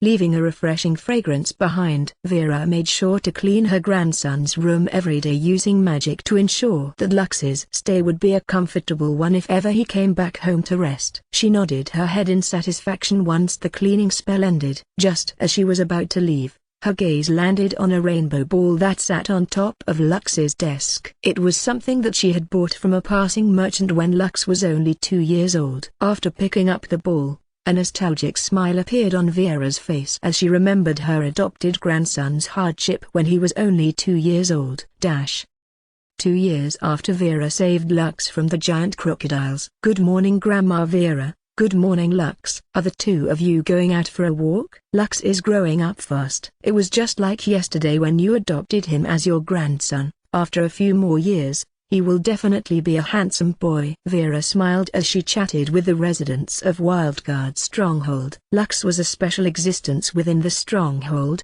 not because he was a half-elf, but because he was Vera's adopted grandson. The stronghold had 9 protectors, which ensured that it remained the overlord of the territory. There had been many occasions when the local and foreign warlords tried to invade the fortress in order to expand their domains. However, all of their ambitions were turned to ashes after these 9 protectors made their move. Vera was one of those protectors, so her status in Wildguard Stronghold was very high. As someone who their protector had adopted, Lux became a hot topic among the residents. Lux, who was being carried by Vera in her arms, sucked his thumb as he curiously eyed his surroundings. Whenever someone tried to lightly rub his cheeks, he would cry. Even if a beautiful girl kissed him, he would still cry. If someone attempted to talk to him, he would cry as well. This made Vera feel very helpless. Her grandson didn't like to be touched, kissed, or talked to by other people at all. As Vera neared the vast playground, where most of the children in the stronghold gathered, the thumb-sucking baby in her arms raised his head and looked at the children with great interest. His grandma would often bring him here to watch the other children play. But today was different. Vera took him to the playground so that he could interact with children of his age. As the old lady walked towards the left side of the playground, where a group of toddlers could be found, several of the ladies who had gathered there to look after their children stood up and gave her a brief bow. Vera waved her hand to put them at ease before placing Lux down on the ground. As a 2-year-old, Lux was able to stand up on his own, but most of the time, he still preferred to crawl on all fours to get to where he wanted. Lux, play with the other kids, Vera said as she coaxed her grandson to go to where the other children were playing. The toddler's area had a special protection magic around it that ensured that nothing dangerous would happen to any of the children. Vera had only taken a few steps away when she saw Lux following behind her. When she stopped, Lux grabbed hold of her leg and laughed. This made the ladies who had been watching over their children giggle. They had seen Lux several times in the past, but he was mostly carried along by Vera whenever she walked around the stronghold for her regular patrol. Seeing the little half-elf follow his grandma around like a little duckling made the hearts of the ladies melt. They couldn't help but think about how endearing he was. Lux, don't you want to play with the other kids? Vera asked. Look, they are having fun over there. Vera pointed at a bunch of 2 to 4-year-old kids playing with colorful balls and small boxes that littered the playing area. Lux glanced at the place where Vera was pointing at and started to suck on his thumb once again. Seeing that an opportunity had arrived, the old lady lightly pried Lux's left hand, which was still clinging at her leg off, and jumped to the top of a tree where Lux wouldn't be able to see her. Since Lux was still a baby, he didn't notice right away that his grandma had disappeared from beside him. The moment he turned his head to look back, Vera was no longer in sight. The little half-elf turned his head in every way, searching his surroundings, trying to find his grandma. A minute later, when Lux still couldn't find Vera, he started crying, calling out to his grandma. Manma. Manma. I/N. Manma is mama and grandma combined. The little half-elf was bawling his eyes out, making the ladies who were watching him earlier get a strong urge to hug and coax him until he no longer cried. However, they didn't dare move from their location because they knew that Vera was just up in the tree beside her grandson, observing his every move. Manma, Manma, Lux cried and called out repeatedly until his face became flushed. Anyone who saw him right now would feel heartbroken because of how pitiful he looked. Vera sighed because she realized that Lux might not be ready yet to play with the other children. Just as she was about to jump off the tree, Lux suddenly collapsed and laid on the ground without moving. The ladies who saw what happened cried out in alarm and stood from their seats. They were about to go and help Lux when Vera appeared by his side. The old lady picked up her grandson, and immediately checked his condition with a spell. The result baffled Vera because according to her medical knowledge, Lux was perfectly fine. The old lady then wiped the tears and snot on her grandson's face before leaving the scene to visit her friend, who was Wildguard Stronghold's healer. She was not a medical expert, so she decided to let her friend do a full diagnostic check on her grandson to find out what had happened to him. He's not in any serious danger. At least, for now, the strongest cleric in Wildguard Stronghold, Natasha, said with a frown. There's nothing wrong with his body. But, do you remember what I told you when you brought him to me after you returned to the stronghold with him? Vera nodded. You said that he might have been exposed to a soul-damaging spell, which may leave him with some problems growing up. Yes, Natasha stated. Back then, he was still too young, so these problems weren't obviously showing. Now, it's different. This is a side effect of his soul being damaged. Although it is too early to tell, I have a feeling that he will lose consciousness anytime he is faced with very strenuous situations. Worst case scenario, it might be triggered when he experiences any kind of strong emotions like happiness, anger, sadness, or depression. Vera looked at her grandson with an anxious expression before looking back at her friend, who was still in the middle of casting a diagnostic spell. Is there any way to cure him? Vera asked. Just tell me what things you need,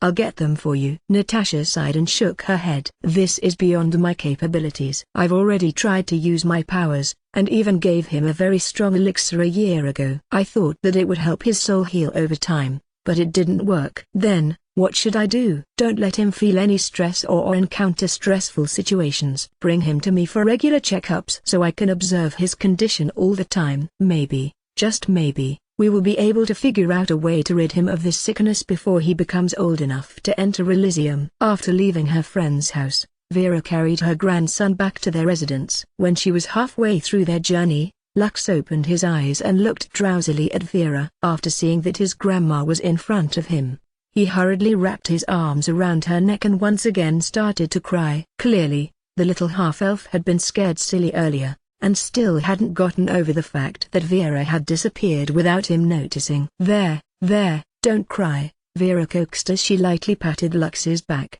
Don't worry, Grandma will not leave you again, okay? So stop crying. It took Vera a full 5 minutes to coax Lux enough to get him to stop crying. It was at this moment when she passed by a merchant stall in which several items were laid out for sale. In order to apologize to her grandson, Vera bought the rainbow-colored ball from the merchant and gave it to Lux to play with. Surprisingly, the little half-elf loved Vera's gift and played with it a lot. There were even times when he would faint while playing with the ball due to how excited he was, which had made Vera panic several times because of how sudden it was.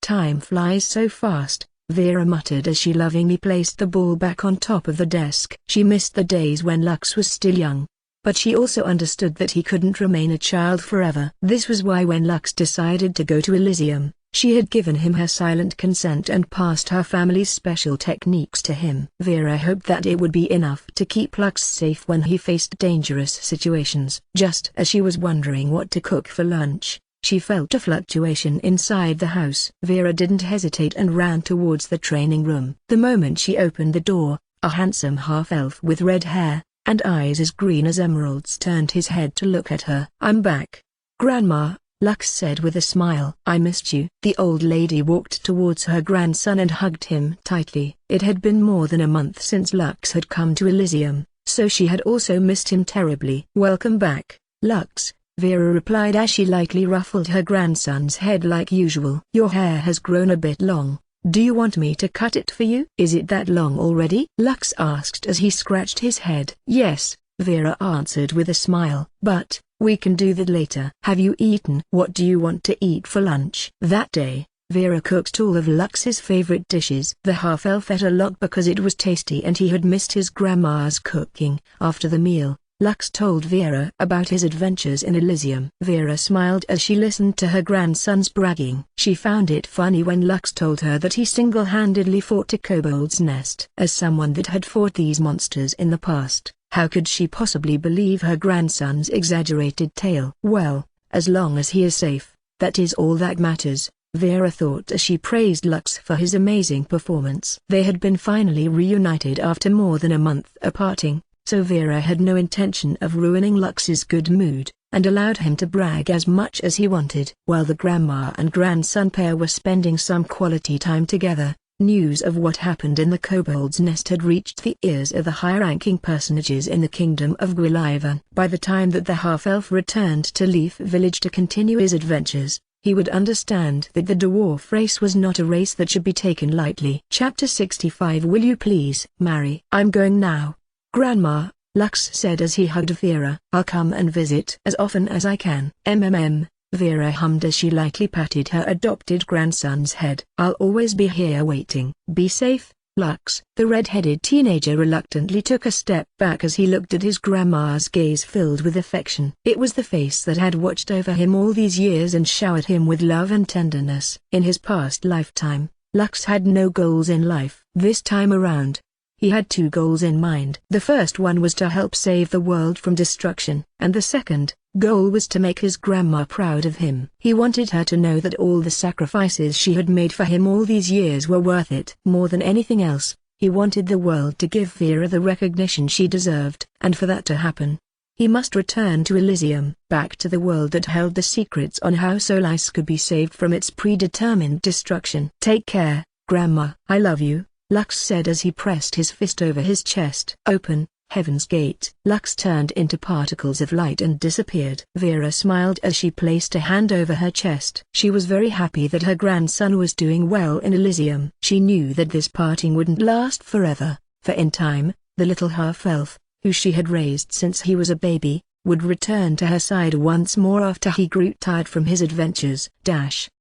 Leaf Village. After returning to Leaf Village, the first thing that Lux did was to visit his blacksmith master, Randolph. He had already returned Blood Moon to his master's custody because the mission had ended. However, Lux was thinking if he could borrow it again for a short period of time to accomplish a great undertaking for the village. Although he didn't want to rely on the mythical weapon for help, the mission he planned to accomplish was impossible to complete without it. However, just as Lux entered the business district of the village, several familiar faces ran towards him. With smiles on their faces, Big Brother, Colette called out as she happily jumped at him with her arms opened wide. The half-elf had no choice but to catch the adorable little girl who seemed to have become more lively after spending a few days back home. After the battle in the kobold's nest, Colette and her friends returned to Solis in order to see their families. This was a very natural custom for dwarves, especially after managing to survive a near-death experience. After swinging the little dwarf round and round a few times, Lux placed her back on the ground and lightly patted her head.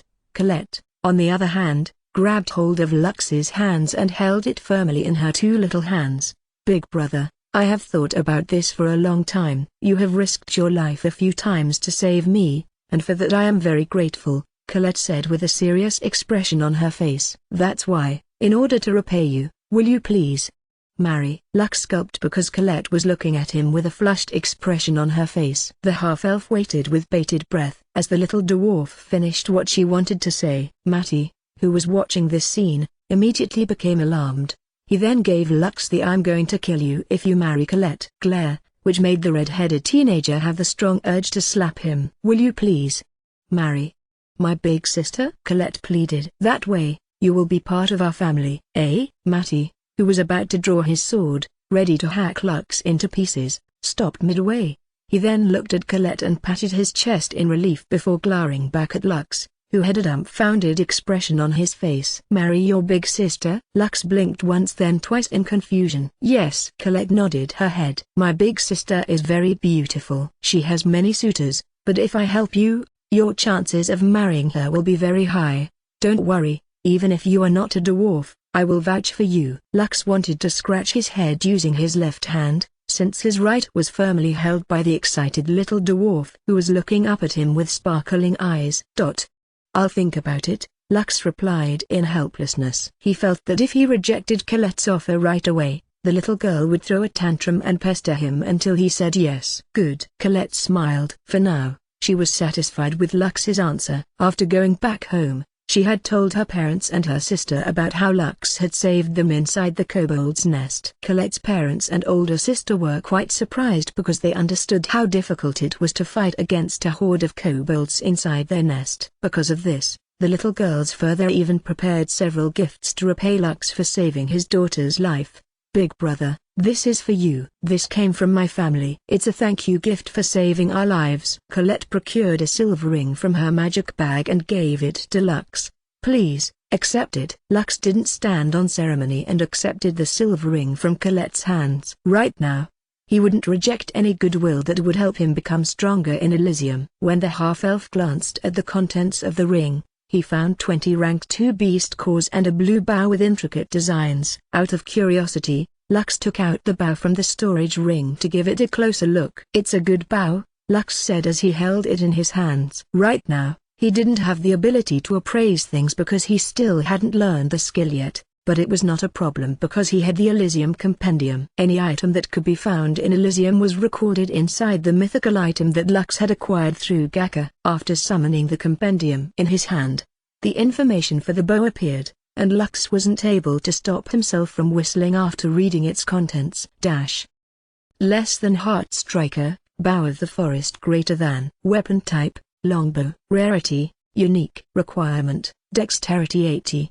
Damage, 125 to 160. Increase range attack damage by 20%. Passive skill, shot to the heart. Less than shot to the heart greater than. Deals double damage if your attack hits the heart area of your target. This ability works with normal and skill-based attacks.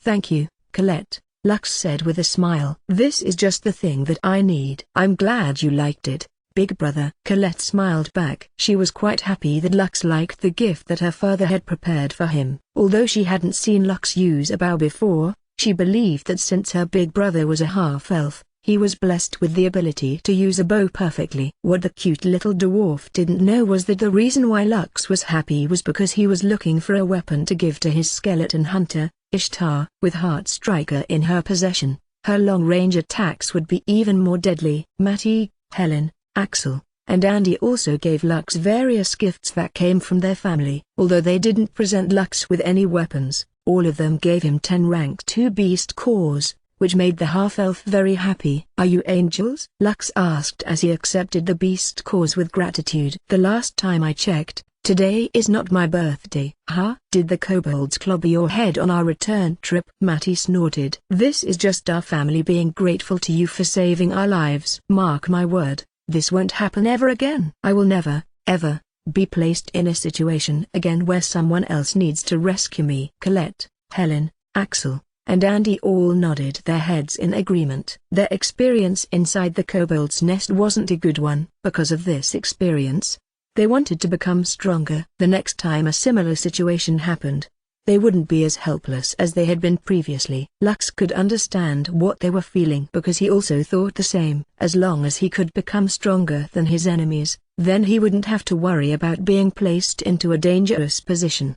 "Big brother, what are your plans for today?" Colette asked. "We plan to look from the carbuncle in the aspiration plains. Would you like to join us?" "Carbuncle?" Lux frowned as he returned the bow to his storage ring. The carbuncle was the alpha beast of the aspiration plains. It was the lord of the horned rabbits and a support-type monster that healed and buffed its allies in battle. Of course, when put to a pinch, this meter-tall beast was capable of attacking its enemies with physical and magical attacks. It was also very fast, which made it a difficult adversary for a party whose members still hadn't stepped into the apostle rank. The reason why Colette proposed to attack the carbuncle was due to Lux's performance in the kobold's nest. After seeing Diablo's strength, as well as the other skeletons under the half-elf's command, she was very confident that they would be able to beat the weakest of the alpha beasts of Leaf Village. Colette's offer was very tempting, and Lux also knew that they were indeed capable of challenging the carbuncle. However, the plan he had in mind must take precedence. Now that the riders of Noria had a non-aggression pact with the kobolds, who had resorted to banditry in the past, their hands were now more free to handle some tasks that they had set aside beforehand. One of these tasks was dealing with the mosquito infestation that was still happening in the figure gardens. Lux wanted to deal with this menace, before the riders of Noria were dispatched to the scene. As long as he could borrow Blood Moon from his master, Randolph, again Lux was confident that his skeleton party would be able to decimate the mosquitoes that had forced the Adventurers Guild to prevent everyone from entering the Figure Gardens. There is something that I need to do first, but I'll probably be back within 3 days, Lux replied after organizing his thoughts. If you can wait till then, I will be more than happy to challenge the carbuncle with all of you. Okay. Colette readily agreed to Lux's proposal. Let's fight the carbuncle in 3 days. This is a promise, right, big brother? Lux nodded. I promise. I will return in 3 days and fight the carbuncle with all of you. Also,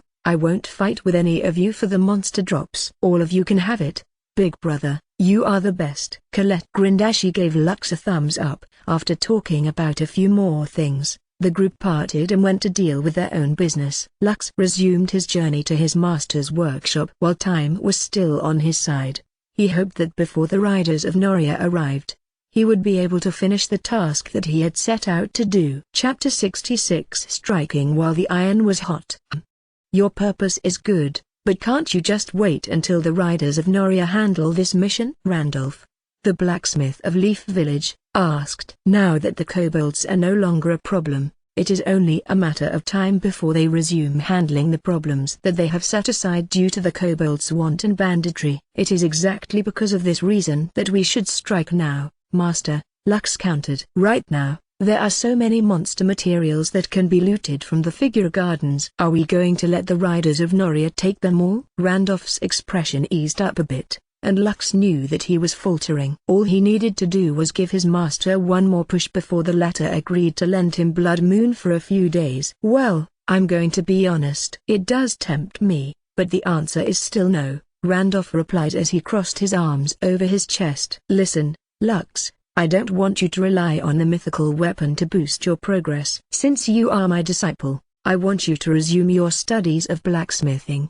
I'm sure that after a few years, you will be able to craft mythical weapons. No, Master, Lux corrected. I won't settle for mythical weapons. I will go for legendary weapons. Randolph looked at Lux with a dumbfounded expression before roaring in laughter. Ha ha ha. Yes, you're right. Randolph patted Lux's shoulder in a good mood. As my disciple, you are bound to create legendary weapons. This is something I expect from the person I have chosen. Lux grinned because he was only just a step away from achieving his plan. Now that he had stroked Randolph's ego, it was now time to strike while the iron was hot. Master, I will be honest with you, I have a feeling that the mosquito's growth is suspicious, Lux said. There has been no record that such a thing has happened in the past. Something must be causing it, and the secret lies in the north end of the Figure Garden. Randolph rubbed his chin because he couldn't refute Lux's hypothesis. Just as he said, there had been no incidences in the past where a mosquito swarm of such magnitude had appeared in the place where insectoid monsters roamed. Although the elders of the village looked calm on the surface, deep inside they must be very worried. A mosquito monster outbreak wasn't a joke, and compared to the undead outbreak they had experienced not long ago, this one was potentially more dangerous. It was so dangerous that the houses which still didn't have basements that the residents could hide in, had no choice but to cooperate with the earth mages of the village.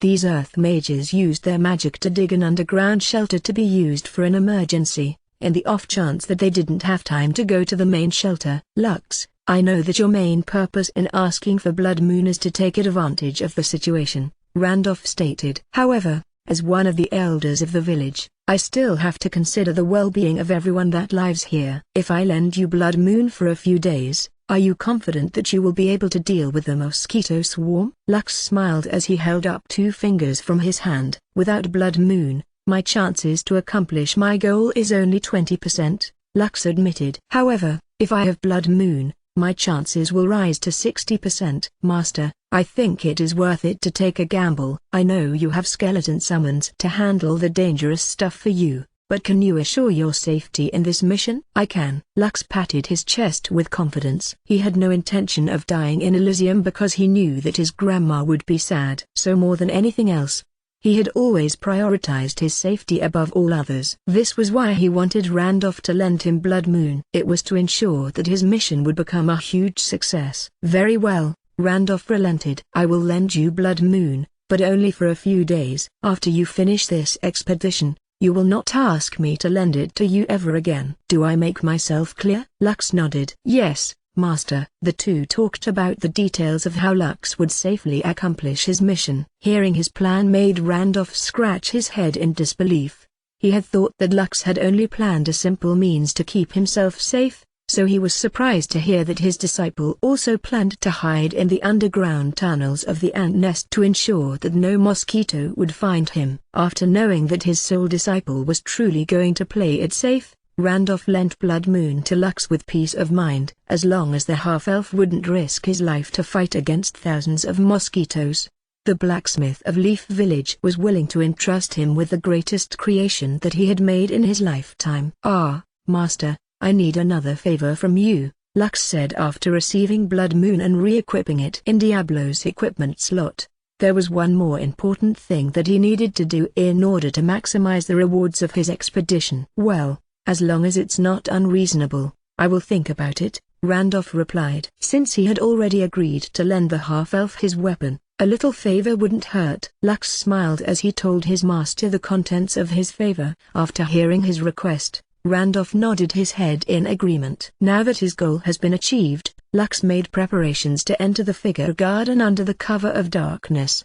The mosquitoes were more active around this time, and Lux was sure to find them instantly. Looking at the beast cores that had been gifted to him by the parents of his friends, Lux planned to upgrade his skeleton party and have them attack the mosquitoes, and collect as many monster parts as possible during his expedition in the Figaro Gardens. Chapter 67 I will show them how awesome your grandson is. Lux locked himself up inside his room in the inn and looked at the beast cores he had in his possession. From fighting with his life on the line in the kobold's nest, as well as the rewards that were given to him by the parents of Colette, Mattie, Helen, Axel, and Andy, the half-elf had acquired a good number of beast cores which would make his team a lot stronger. 151 rank 1 beast cores, and 80 rank 2 beast cores. That was the total number of beast cores that Lux currently possessed, which made him feel giddy whenever he thought of it. "I'll upgrade Ishtar and the skeleton archers for now," Lux muttered as he held a rank 2 beast core in his hand. "Our opponents are flying creatures,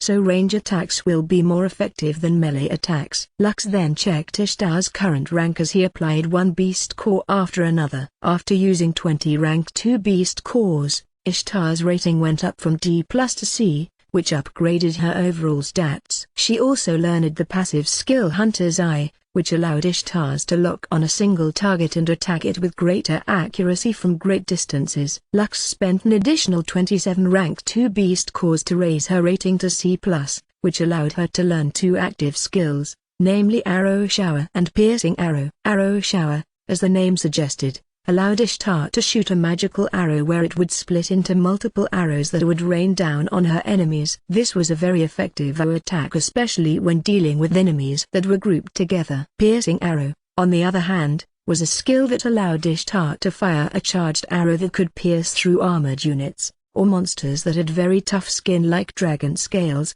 exoskeletons, etc. Of course, when certain arrows were paired up with the Piercing Arrow skill, their effectiveness would increase, turning them deadlier. For example, an adamantium arrow was an arrow that was strong enough to pierce through dragon scales. If Ishtar were to use the Piercing Arrow skill, alongside the adamantium arrow, the arrow would embed itself deeper inside the monster's body, causing greater damage. Less than Ishtar greater than, named Skeleton Hunter, rating, C+, mana, 10, progress, 0-1000, health, 5500, 5500, mana, 2550, 2550, attack, 180 to 215, plus 160 Heart Striker. Attack type, ranged ice damage. Strength, 80, intelligence, 85, vitality, 80, agility, 85, dexterity, 115. Active skill, Hunter's Mark, Set Trap, Arrow Shower, Piercing Arrow. Passive skill, Equip Item, Hunter's Eye. Title, The Forgotten Queen. Note, sometimes I aim to please, but, most of the time, I aim to kill. Lux smiled after seeing Ishtar's character information in his soul book. After admiring her stats and skills for a minute, He then shifted his attention to his skeleton archers, whom he intended to upgrade until they matched the strength of his skeleton fighters. "Let's go big time on this one," Lux smirked as he consumed all 151 rank 1 beast cores, and turned them into 1,510 skill points. Lux used 1,300 skill points and upgraded his skeleton archers 4 times, which made them evolve into skeleton grand archers. These upgraded skeleton archers had also acquired powerful skills like the crippling volley, and vulture's eye, which gave Lux the confidence that he would be able to accomplish his goal without fail. Less than crippling volley greater than. When 4 or more skeleton grand archers are together, they will be able to activate this unique ability that allows them to fire a volley of magical arrows that have a high chance to paralyze their enemies. Less than vulture's eye greater than, allows the skeleton grand archer to see further by 200 meters. Less than summon skeleton grand archer greater than. Rating B. Mana 10. Progress 0800. Summons 4 skeleton grand archer to fight for you. Summon duration 4 hour. Skill cooldown 1 minute. Health points 2000. Attack 100 to 150. Attack type physical range damage. Active skills triple shot, crippling volley. Passive skills fast reload, vulture's eye. Just to be on the safe side, Lux used 17 rank 2 beast cores to upgrade Diablo once, making his vanguard even stronger. The skeleton rider was already his party's strongest melee unit. However, since Diablo was also the wielder of Blood Moon, Lux decided to strengthen him to make him more formidable in battle. Less than Diablo greater than. Finally a worthy opponent. Our battle will be legendary. Named Skeleton. Skeleton Rider. Rating B+. Mana 10.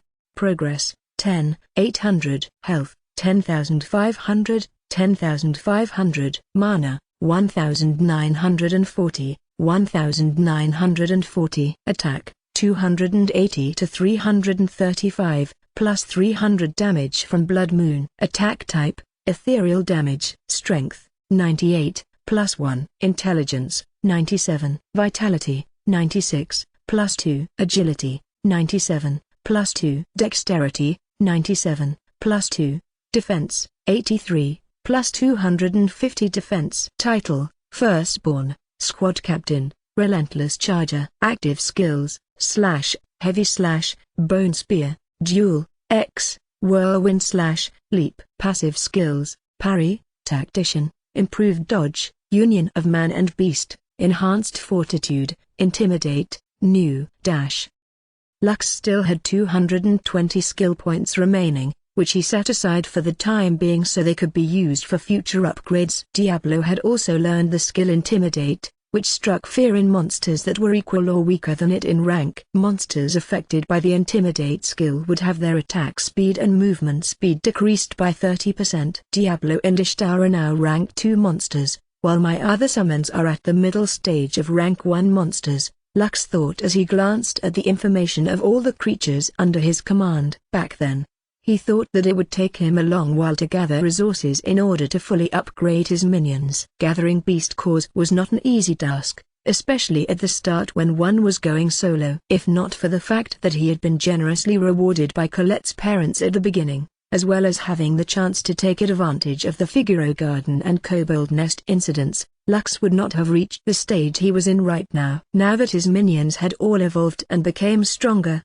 Lux was finally able to breathe a sigh of relief as he finally overcame the insecurity he'd felt over the past few years. For 4 years, he was barred entry to Elysium because of his weak body. Now, even though he had been left behind by his friends in Wildguard Stronghold, who had gone to the higher areas of Elysium, Lux no longer felt envious of them. For he knew that after just a year, he could catch up to them. And a year after that, he would surpass all of them.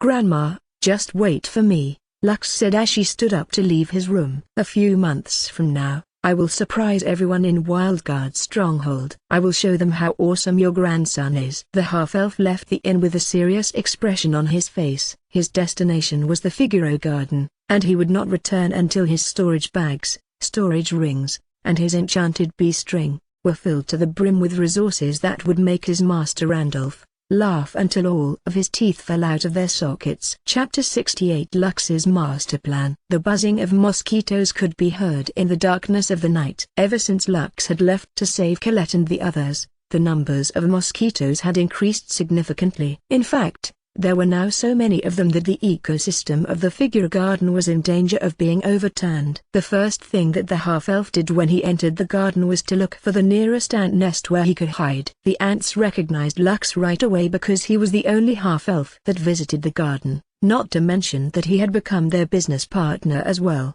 After chatting with the ants for a bit in order to get a general situation of the garden, Lux immediately summoned his skeletons and put them to work. Diablo, along with 7 skeletal fighters, stood at the ready. Ishtar as well as 4 skeleton Gran archers were waiting for Lux to give them orders. Lux admired his team of skeletons and grinned evilly as he gave them the order to move out. Their first destination was the lair of the red-eyed Pteromantis, who, according to the ants, had already spawned after it was killed a few weeks ago. After his nice long chat with the ants, he had come to the understanding that all the other insects were now rallying behind the red-eyed Pteromantis in order to resist the red-striped predator mosquitoes, common monster, obsidian spite mosquitoes, rank 1 monster, and scale torment mosquitoes, rank 2 monster. Truth be told, Lux had a feeling that there might be mosquitoes whose tears might have reached rank 3, or worse, rank 4. This was something that the half-elf didn't want to see. He was afraid that if a mosquito had really reached rank 4, there would be a new boss in the Figaro Gardens and it wouldn't be the red-eyed Pteromantis. A mosquito boss would be much harder to deal with. As they drew closer to their designated location, the buzzing sound also intensified. The red-headed teenager was monitoring the situation using Diablo's eyes and ears, while hiding inside the ant's nest. There was simply no way that he would take the risk and accompany his summons to fight against thousands of mosquitoes that could suck his blood dry and turn him into a dried husk. His team of skeletons slowed their movements as they observed the ongoing battle from afar. A never-seen-before team battle between hundreds of the insects that resided in the Figaro Garden against the mosquito swarm that outnumbered them 5 to 1. The half-elf was delighted as he watched such a scene because, for him, all of the monsters were simply free skill and stats points that were waiting to be claimed by him. As body parts of monsters piled up on the ground, Lux noticed that the majority of those that had died were simply common monsters. In the monster world, common monsters were merely cannon fodder that could be used to exhaust the enemies. The true combatants were the rank 1 and rank 2 monsters, who were engaged in mortal combat. While everyone was fighting, Lux was looking for the red-eyed Pteromantis, who was nowhere to be found. Suddenly, several giant flowers were sliced apart as the alpha beast of the Figaro Gardens entered the scene. However, the half-elf noticed that the red-eyed Pteromantis didn't enter the fray right away. Instead, it looked in the distance, eyeing a dozen-meter-long mosquitoes, whose exoskeleton had taken a greenish hue. After using his Elysium compendium to identify the new monsters, the red-headed teenager found that his fears became a reality. Ruthless venom mosquitoes, Lux muttered. Rank 3 monsters. Although these dozen rank 3 monsters were weaker than the alpha beast, their numbers still posed a problem. Just like the name implied, these mosquitoes carried a powerful venom in their bites, which had a high chance of poisoning their target. Aside from that, there was also a medium chance that their victims would become paralyzed in just one bite as well. With this deadly combination, the rank 3 mosquitoes were something that the red-eyed Pteromantis wouldn't dare attack recklessly. Since the big shots were simply eyeing each other and not making any moves, the battle of the lower ranks raged on. The fight was so intense that the half-elf thought that their skirmish would end in less than 15 minutes. What should I do?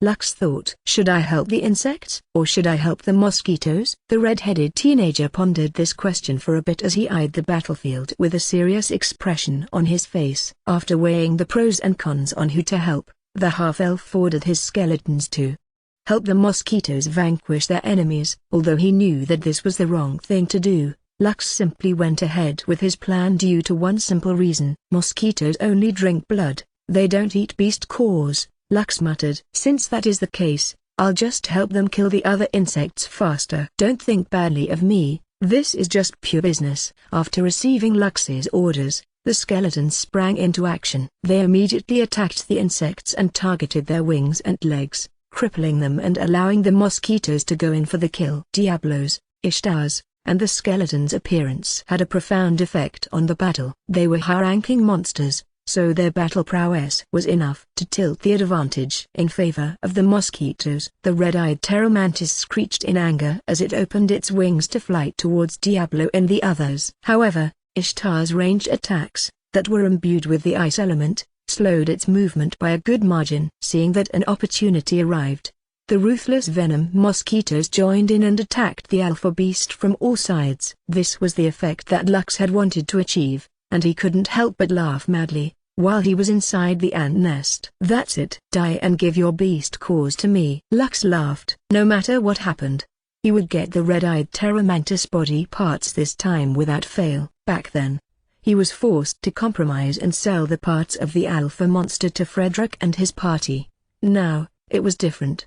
He was hunting the alpha beast solo, while using the mosquitoes as a way to weaken it. The monster parts of the red-eyed Terramantis were very valuable. Its exoskeleton could be used as armor, while its claws could be used to forge a unique sword. However, Lux didn't plan to forge the weapon right away. The reason?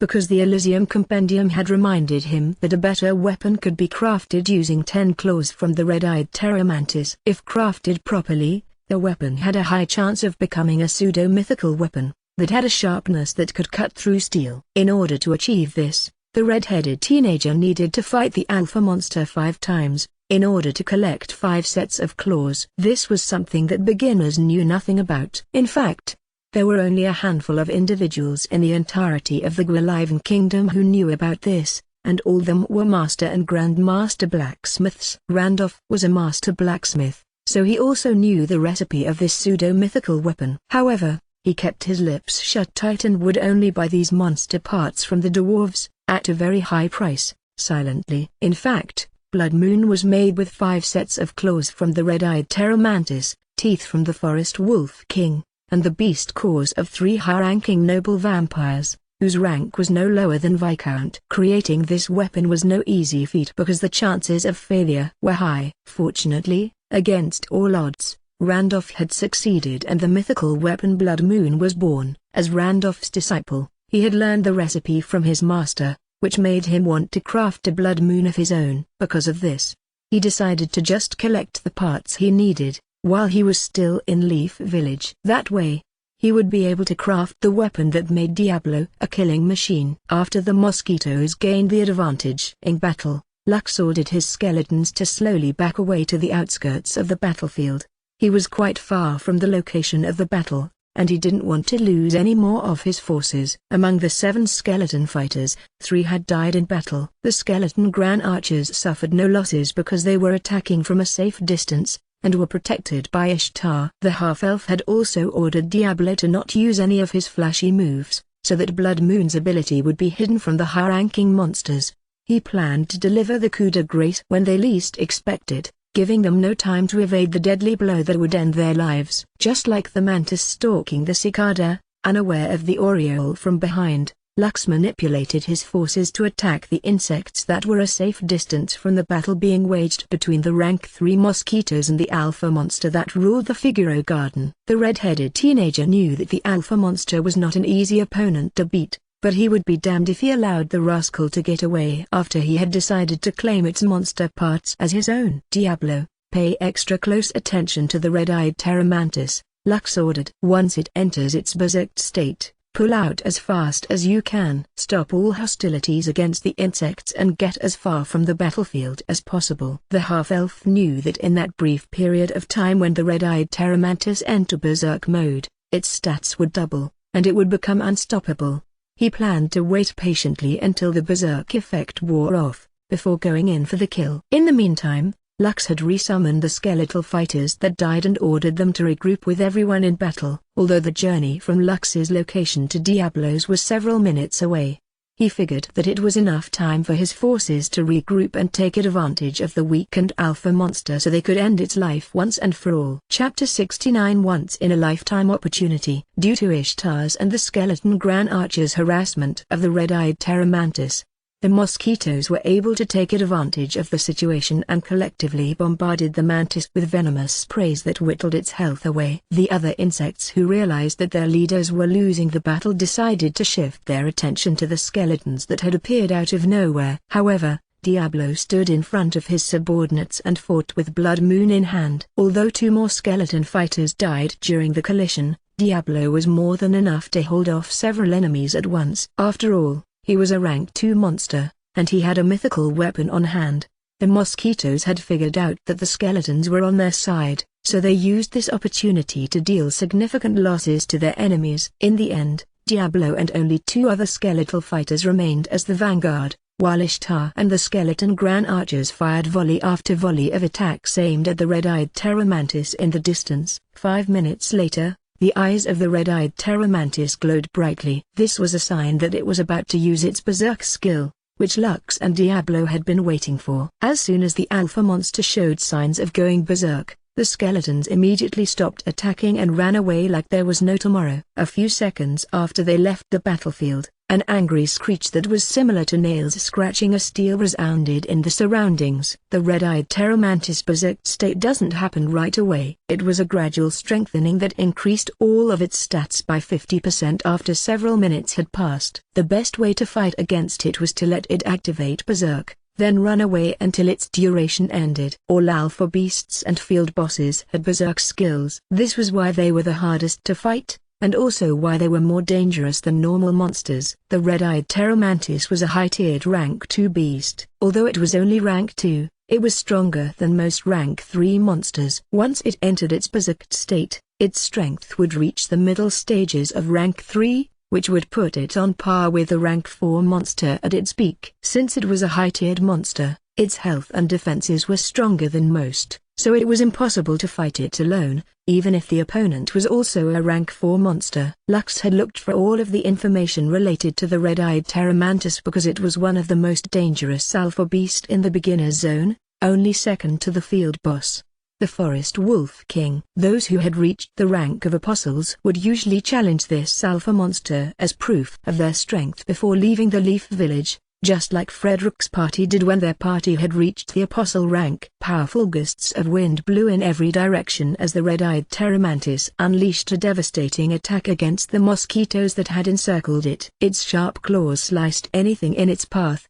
including the rank 2 monsters, the scale torment mosquitoes, the ruthless venom mosquitoes, who were rank 3 monsters, stayed outside of its attack zone and only hurled venomous sprays from afar. The alpha beasts knew that it was fighting on borrowed time, so it jumped towards one of the rank 3 mosquitoes like a cannonball. It then opened its wings for an extra burst of speed, closing the distance in 2 heartbeats. The mantis claws sliced the ruthless venom mosquito's wings cleanly off its body, which made the rank 3 monster fall to the ground. Surprisingly, the mantis didn't go for the kill. In fact, the moment it landed on the ground, it leapt towards another mosquito and sliced its wings in half. Mosquitoes can walk and crawl, but their speed was nothing compared to how fast they could fly in the air. The moment they landed on the ground, several angry insects, who were weaker than the mosquitoes, mobbed them.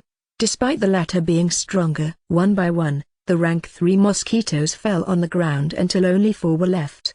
These mosquitoes had already flown to a height that couldn't be reached by the mantis, which prevented the alpha monster from continuing its rampage. Since that was the case, the mantis focused its attention on the rank 3 monsters that it had crippled earlier and were now being attacked by the angry insects that they had terrorized for days. Even so, these mosquitoes were still rank 3 monsters, so they overpowered their enemies and killed them one by one. The red-eyed mantis was really the only one that could cut through their defenses, and that was what it did. It slashed at them repeatedly until green blood oozed out of their bodies. After killing the last ruthless venom mosquito, the glow on the alpha monster's eye waned, signaling that its berserk state had passed. This was the moment that Lux and the mosquitoes were waiting for. After seeing that their nemesis had stopped moving, the remaining ruthless venom mosquitoes swooped in for the kill. This was a once-in-a-lifetime chance to suck the alpha monster's blood dry, and gain the chance to evolve into a higher species. This was the ultimate goal of all creatures. Even common monsters had the ability to evolve, but only if they consumed enough beast cores, or if the requirements for their evolution was met. The skeletons, who had now returned to the outskirts of the battlefield, observed this from afar. Although they were all made up of bones, a look of anticipation could be seen in the flickering lights within their hollow eye sockets. Lux, who was safely hidden inside the ant nest, smiled evilly as he waited for the battle to end. The alpha beast was on its last legs, and it was only a matter of time before it fell. Right now, it was a race against time for both the mosquitoes and the insects that were putting up a strong resistance until the red-eyed terror mantis recovered from its weakened state. Chapter 71 Sided Beating. The 4 remaining ruthless venom mosquitoes swooped down from the sky and then sprayed venomous sprays at the mantis, which had just transitioned into its weakened state after using its berserk skill. The alpha beast was helpless against the ranged attacks that rained down on its body. The most it could do was raise its claws, taking on a defensive stance, covering as much of its body as it could. Its strong and sturdy exoskeleton was covered in venomous sprays in no time, but the terror mantis was mostly unaffected by the mosquito's attack. Feeling impatient at their lack of progress, the ruthless venomous mosquitoes decided to try some hit-and-run tactics and used their sharp and powerful needles to pierce the mantis' protective armor in an attempt to inject their venom directly inside the latter's body. Out of the 4 mosquitoes, the mantis was able to seriously injure one of them after it came close to its strike range. The other 2 the mosquitoes were able to pierce its armor and inject their venom, but the 4th barely evaded a ferocious swipe that was aimed at its head. Seeing this scene, Lux knew that he needed to do something, or the alpha beast would recover from its lethargic state. He no longer cared about being the one to deal the finishing blow to the mantis. All he cared about was that it died. Ishtar and the skeleton archers fired volley after volley of arrows, while Diablo and the 2 remaining skeleton fighters stood in front of them, serving as shields and protecting them from insects whose attention had shifted to them. Ishtar's attack was incredibly deadly, especially when it was up against an unmoving target. The skeleton hunter used her bow's exclusive passive skill shot to the heart, which dealt double damage if it successfully hit the spot where the target's heart was located. Although the alpha beast was using its claws to shield that part of its body, Ishtar didn't care. For her, it didn't matter whether the mantis was blocking her attack or not. If the alpha beast chose to block her attack, then the mosquitoes would be able to attack its blind spot, using their sharp needle-like mouths to pierce its body. Ishtar activated her skill-piercing arrow, which pushed the alpha beast from where it stood with its powerful impact. Just as Lux expected, the mosquitoes used this opportunity to attack the mantis in its blind spots, making it shriek in pain. Ishtar didn't relent in her attacks, and fired one piercing shot after the other. Soon, the red-eyed terror mantis decided that it had had enough and decided to go all out and kill as many as it could before it died. Unfortunately for him, Ishtar's passive ability to shoot ice arrows had greatly slowed its movement and attack speed, which made its last attempts futile. It was also at that moment that Ishtar's arrow pierced its chest, making it shriek in frustration. The passive skill shot to the heart activated, dealing great damage to the mantis, pushing it one step closer to its death. 2 minutes later, the alpha beast of the Figaro Garden uttered a blood-curdling shriek before collapsing on the ground. It had breathed its last, which signaled the end of the battle. The surviving insects hurriedly escaped because they knew that, without their leader, they no longer stood a chance against the mosquitoes. The ruthless venom mosquitoes greedily pounced on the dead mantis and sucked its blood. It was the reason why they had attacked its domain, and they wouldn't leave until they had drained all of its blood. The lower-ranking mosquitoes, on the other hand, flew after the insects that ran away. Because they knew that there was no way that they would get a share of the alpha beast, they chose to settle for the other insects who were running away in every direction. While the ruthless venom mosquitoes focused their attention on the mantis, they didn't notice that a small team of skeletons had already made their way to their location. Without any warning, Diablo leapt through the air and stabbed Blood Moon on the back of the head of one of the mosquitoes that had received a serious injury during the battle against the red-eyed terror mantis. The ruthless venom mosquito instantly lost its life, not knowing how it died. Its companions were a bit slow to react, so Diablo was able to thrust its sword to another mosquito, aiming at its left eye. At that exact moment, a whistling sound was simultaneously heard and a magic arrow pierced the mosquito's right eye, embedding itself directly into its brain. dealing critical damage. Diablo's sword also pierced the mosquito's left eye at that exact moment, which dealt critical damage as well. The combined attack between Lux's two named creatures was executed with perfection that their target had no time to react, which led to its death. Suddenly, a shower of arrows poured like rain on the location where the two other mosquitoes were about to take flight. The Grand Skeleton archers had activated their team attack, crippling volley, which had a high chance to paralyze their enemies. The two mosquitoes' bodies stiffened as the paralyzing effects of the attack activated. Diablo kicked one of the ruthless venom mosquitoes, sending its body flying into the air before targeting the other mosquito which was struggling to move on the ground. A magical arrow flew straight and true, piercing a spot on the back of the mosquito's body where its heart was located. Ishtar and the Grand Skeletal archers focused fire on the fallen mosquito, while Diablo and the two remaining skeletal fighters gangbanged the other one.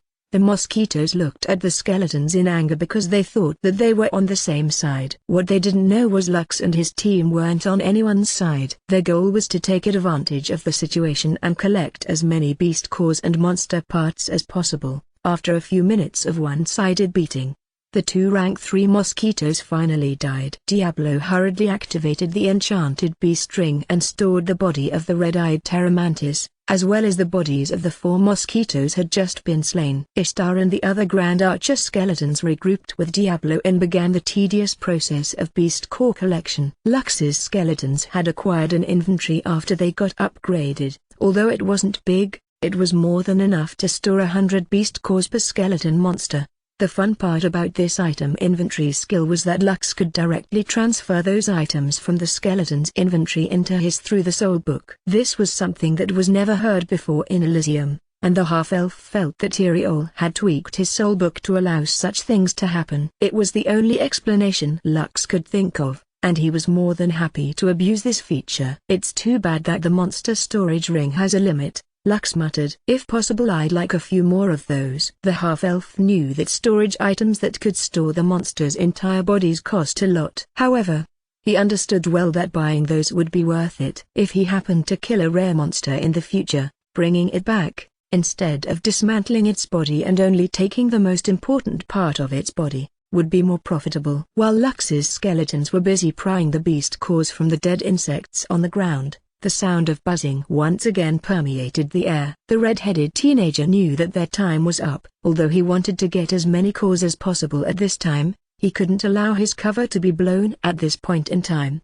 The mosquitoes thought of Diablo and the others as allies, so it would be a shame to not take advantage of it. In the end, Lux unsummoned his skeletons to make sure that no traces would be left behind. This was a safer option than letting the mosquitoes discover what they had been doing while they were going after the fleeting insects that had escaped the battlefield. 5 of my skeletal fighters are already on their way to that location, Lux thought. It will be more than enough time to let the mosquitoes drink their fill before I order them to resume the collection of beast cores. Lux grinned evilly as he summoned Diablo, Ishtar, and the rest of his skeletons one by one. They would return to the Leaf Village and dispose of the monster parts in his master's smithy, so that they could free up some space for the second round of looting. He was sure that Randolph wouldn't mind if he left those monster bodies behind. In fact, he believed that the dwarf would be more than happy to take the monsters' bodies off his hands, especially the body of the red-eyed Pteromantis. They made a deal earlier that Randolph would take the mantis parts, except for the claws, as compensation for letting Lux use Blood Moon. Lux didn't mind sharing those things with his master because this would not be the first and last time that he would be fighting the red-eyed Pteromantis. He was planning on collecting enough mantis claws until he had enough to forge his own Blood Moon. This way, he would no longer need to borrow his master's mythical weapon. Lux believed that with hard work, he would be able to craft a mythical weapon of his own. All he needed to do was patiently collect the items that were needed before leaving the beginner's area, the Dwarven Kingdom of Gwilivan. Chapter 71. This is what you call investment. You did well, Lux, Randolph said as he looked at the corpse of the red-eyed Pteromantis that was strewn across the ground of his warehouse. Can you tell me the current situation in the Figaro Gardens? Lux nodded his head and explained how the battle of mosquitoes and the insects played out. He also told him about how they interfered with the battle and how he backstabbed the mosquitoes when they least expected it. Randolph listened as he rubbed his beard. After Lux finished his tale, The dwarf sighed before he patted his disciple's back. "You're one goddamn backstabber." Randolph chuckled. "Are you going back to the Figaro Gardens?" Lux nodded. "The night is still young and there are still many corpses to be collected. It will be a waste if I leave them behind." Randolph understood that Lux was right. Even so, he was concerned about his safety, so he reminded him to not do anything reckless, and just let his skeletons do the fighting. After bidding his master goodbye, Lux once again slipped into the Figaro Gardens and headed towards the location of the ant nest. However, along the way, he heard the buzzing sounds of mosquitoes, so he hurriedly took cover in order to hide from them. Diablo and the rest were with him, so he wasn't too worried about his safety. His only concern was that the number of the mosquitoes would be too much for him and his small team to handle. All the skeletons each held a torch in their right hand, which served as a distraction that prevented the mosquitoes from sensing Lux's warm blood. Fortunately, after glancing in their direction, the mosquitoes didn't bother to take a closer look. They just focused on their mission, which was to look for the insects that were currently grouping with each other to resist their overwhelming numbers. Even after the mosquitoes had left the scene, Lux didn't move from where he was hiding. He sent 4 skeletal fighters to scout in different directions to ensure that there was nothing that could threaten his life within the radius of 500 meters. Only after making sure that it was indeed safe to move did the half-elf hurry towards the nearest entrance to the ant nest in order to seek shelter. Just like usual, the ants happily welcomed him after he shared the location of where the latest battle had been fought. Lux's skeletons had already taken the beast cores that he could take from them, so he didn't mind sharing the dead bodies with the ants, who always made sure to keep him safe while he was inside their colony. The mosquitoes were not too keen to fight the ants in their underground tunnels. The lack of maneuverability as well as the cramped space prevented them from being able to use their advantage in numbers. One could even say that, among the insects in the Figaro Gardens, it was the ants which were least affected by the one-sided slaughter that was happening on the surface. After arriving to safety, Lux didn't hurry to send out his skeletons. The first thing he was going to do was upgrade them in order to make them stronger. Lux had a dozen rank 3 beast cores, as well as the red-eyed Terramantis sulfur core which glowed crimson red. He also managed to acquire a total of 50 rank 2 beast cores and 222 rank 1 beast cores, which was more than enough to strengthen his skeleton army by a few grades. Lux still had several beast cores in his collection, which he still hadn't used. After taking a quick look in his inventory, to see just how many beast cores he had, he saw 370 rank 1 beast cores, 66 rank 2 beast cores, 12 rank 3 beast cores,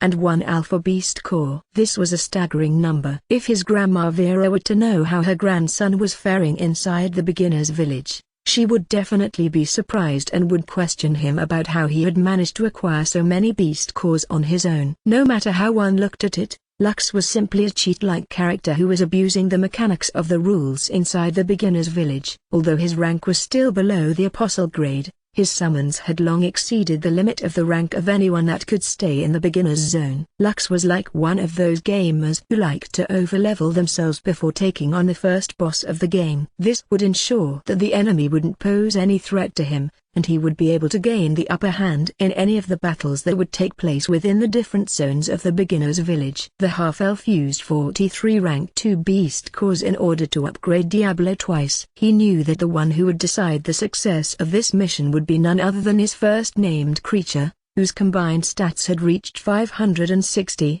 making him a rank 2 monster in the middle stages. Diablo also learned the skill expert trainer, which allowed him to successfully train any kind of monster which rank didn't surpass his by 2 tiers. For example, Diablo was currently a rank 2 monster. He could tame monsters that he could use as his mount as long as they were rank 4 and below. Of course, for higher-leveled monsters, he would have to weaken them first before he could make them submit to become his beast mount. For higher-ranked monsters, even if they were near death, Diablo wouldn't be able to tame them because his rank would prevent him from doing so. Ishtar was the next one that Lux upgraded. As the dedicated long-range damage dealer, it was only natural for him to buff up the former, who would also play a vital role in the upcoming battle. Just like Diablo, Lux upgraded Ishtar twice, which brought up her combined stat points to 595. She also learned the skill Siege Stance, That rendered her immobile with the trade-off of increasing her attack by 100%. Less than siege stance greater than increases damage output by 100% and has a high chance of dealing critical damage for 10 seconds. While in siege stance, the user is unable to move from their spot, and can only shoot at their enemies like a siege tower. Moving away, jumping, or breaking this stance will cancel the effect of the skill. This skill stacks with any other long-ranged skills. Lux also upgraded his skeletal fighters once and his skeleton grand archers twice, greatly reducing his stockpile of beast cores, but Lux had no regrets. After all those upgrades, he no longer had any rank 1 beast cores remaining and only 8 rank 2 beast core was left in his inventory.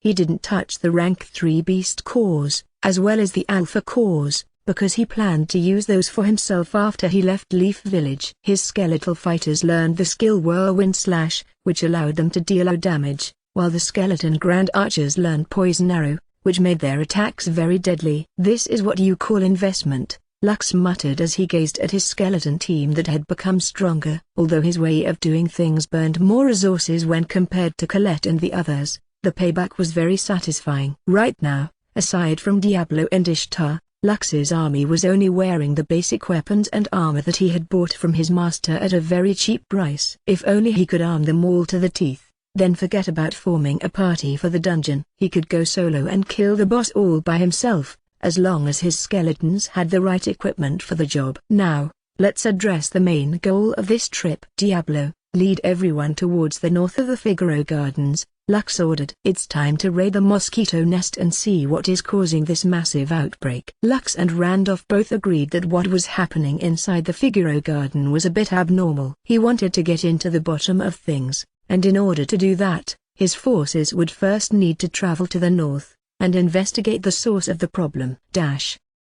North region of the Figaro Gardens. Someone, who was wearing a dark robe, frowned upon hearing the report of the Scale Torment Mosquito, rank 2 monster, that he had tasked to supervise the attack on the other regions of the garden. He needed the beast core of the red-eyed Pteromantis for the ritual he was planning to make, but its corpse was nowhere to be found. Also, the ruthless venom mosquitoes that led the attack had been all wiped out, which made the frown on his face deepen.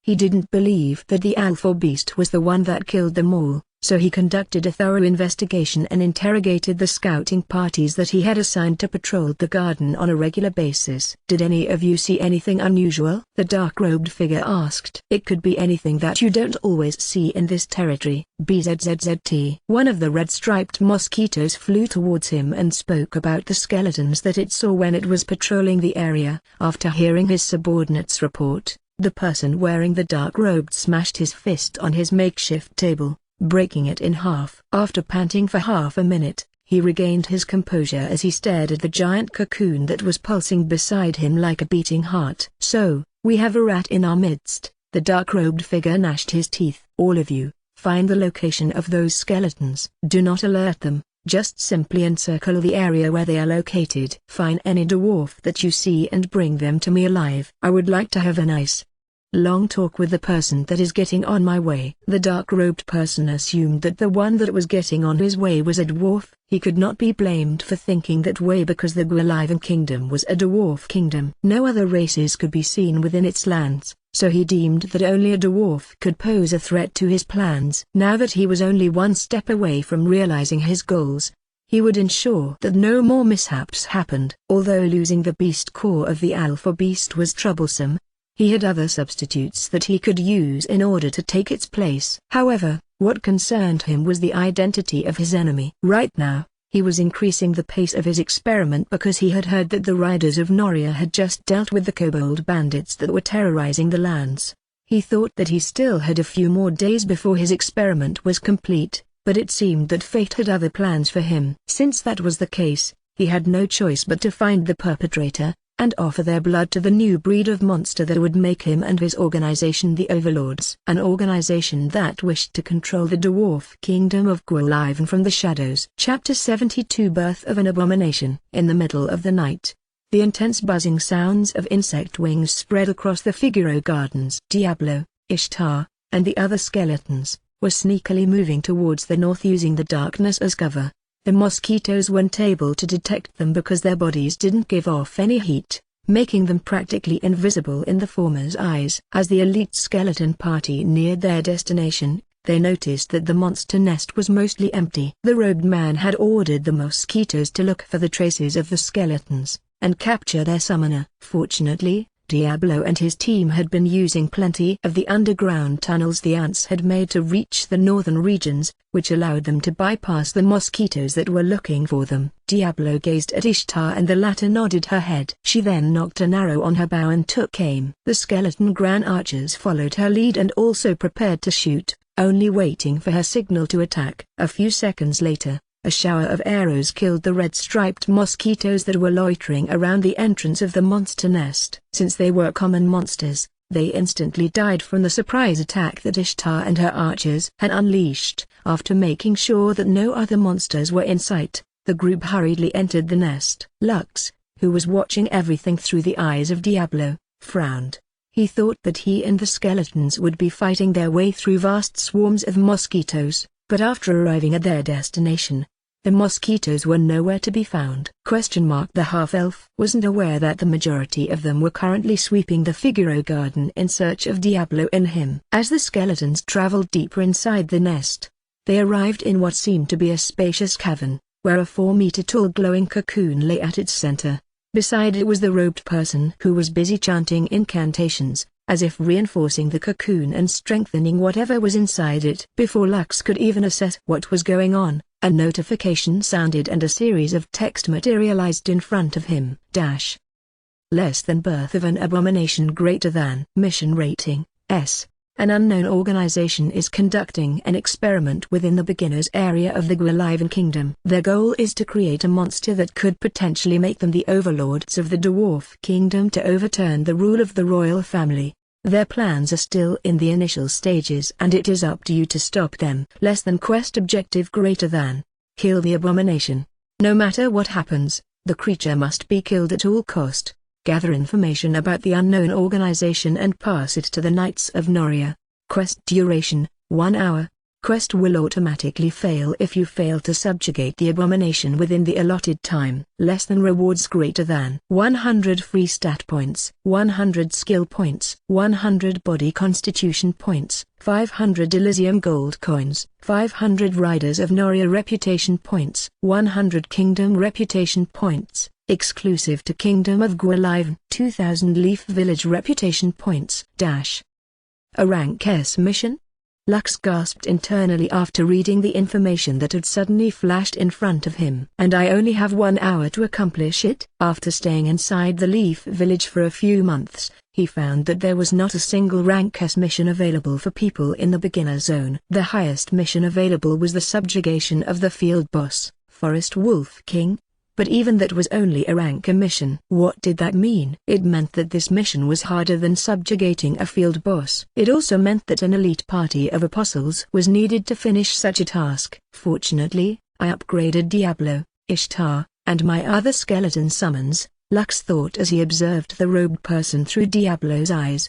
Perhaps they will be able to finish this mission, if things play out right. Right now, the robed person still hadn't discovered that he was no longer alone inside the cavern. Lux assumed that the identity of the figure was a male dwarf, whose rank was unknown to him. We have the element of surprise in our side, Lux mused as he used Diablo's eyes to look at the cocoon that was pulsing like a human heart. I bet he didn't expect that someone would venture deep inside this nest and discover his sinister plans. Lux decided to act quickly because he didn't know when the mosquito swarm would return to their nest. Also, the timer was ticking and he had less than an hour to finish this task before the mission failed. Ishtar planted her feet firmly on the ground as she activated her siege stance, which would increase all of her attacks by 100%. The skeleton Gran archers also posed to fire a crippling volley to paralyze the robed figure, allowing Diablo to close the gap and deal with him. Diablo and the skeleton fighters took a charging position in preparation for their united assault. After everyone had taken their position, Lux gave the order and Ishtar's piercing arrow flew towards the robed figure. At the same time the crippling volley was activated. As the whistling of the arrow echoed within the cavern, the robed figure moved his body to the side, barely evading the arrow that grazed the side of his cheek. Ishtar had aimed for his head in order to deal a lethal blow, but her opponent was a veteran that had fought in the battlefield before joining the secret organization. The moment he heard the whistling wind, his body had unconsciously moved to the side, allowing him to barely escape Ishtar's deadly attack. When the rain of arrows, that were imbued with paralyzing effects, rained down on him, the dwarf raised a staff and created a barrier that repelled the attacks that were meant to incapacitate him. "Who are you?" the dwarf shouted. "What faction do you belong?" The robed man was forced to stop his questioning when Ishtar's second piercing arrow collided with his shield, breaking it apart. In desperation, he rolled to the ground to evade the arrow that held considerable power to threaten his life. Unfortunately, after rolling to the side, the robed dwarf came face to face with Diablo, who had used his leap attack to smash Blood Moon onto the robed dwarf's head. "Protection!" the dwarf shouted as another barrier appeared in front of him. He hoped that it would be enough to block the unusual attack of the Black Knight that was wielding a red sword in his hand. What followed next was a scream of pain that made Lux breathe a sigh of relief. From inside the ant nest, Diablo's heavy slash managed to shatter the barrier, but it didn't end there. The dwarf had used a blink spell to escape, but Diablo's bone spear had already materialized in the air. In one swift motion, the bone spear pierced the left arm of the robed figure, making the latter scream in pain. Lux watched as the robe of the dwarf fell down on the ground, revealing his body. The man's scarred face, who seemed to be in his late 30s, appeared in Lux's vision. The dwarf's hair was tied up in a braid, and there were ear piercings on his mouth and nose, making him look intimidating. Fortunately, Lux was not intimidated as he ordered Diablo to engage the dwarf and knock him unconscious. To his surprise, the dwarf once again blinked away, and even summoned a fireball that sent Diablo crashing to the wall of the cavern. "Bastards!" the dwarf shouted as he fired fireball after fireball at the skeletons, who did their best to evade. Although his left arm was seriously injured and couldn't be used at this point in time, his tenacity gave the skeletons a very difficult time. "At least grade Apostle," Lux thought with a grim expression on his face. "This won't do. I need to change my tactics." Lux immediately gave his orders, which Diablo obeyed without fail. The named creature used its leap and swung its sword at the cocoon at the center of the cavern. "No!"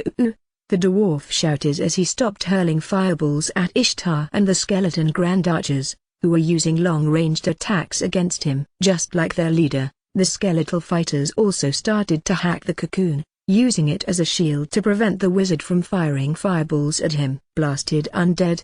the dwarf screamed as he tapped the butt of his staff on the ground thrice, activating a magic circle. He couldn't possibly just watch as the mission that was entrusted to him was destroyed right in front of his eyes.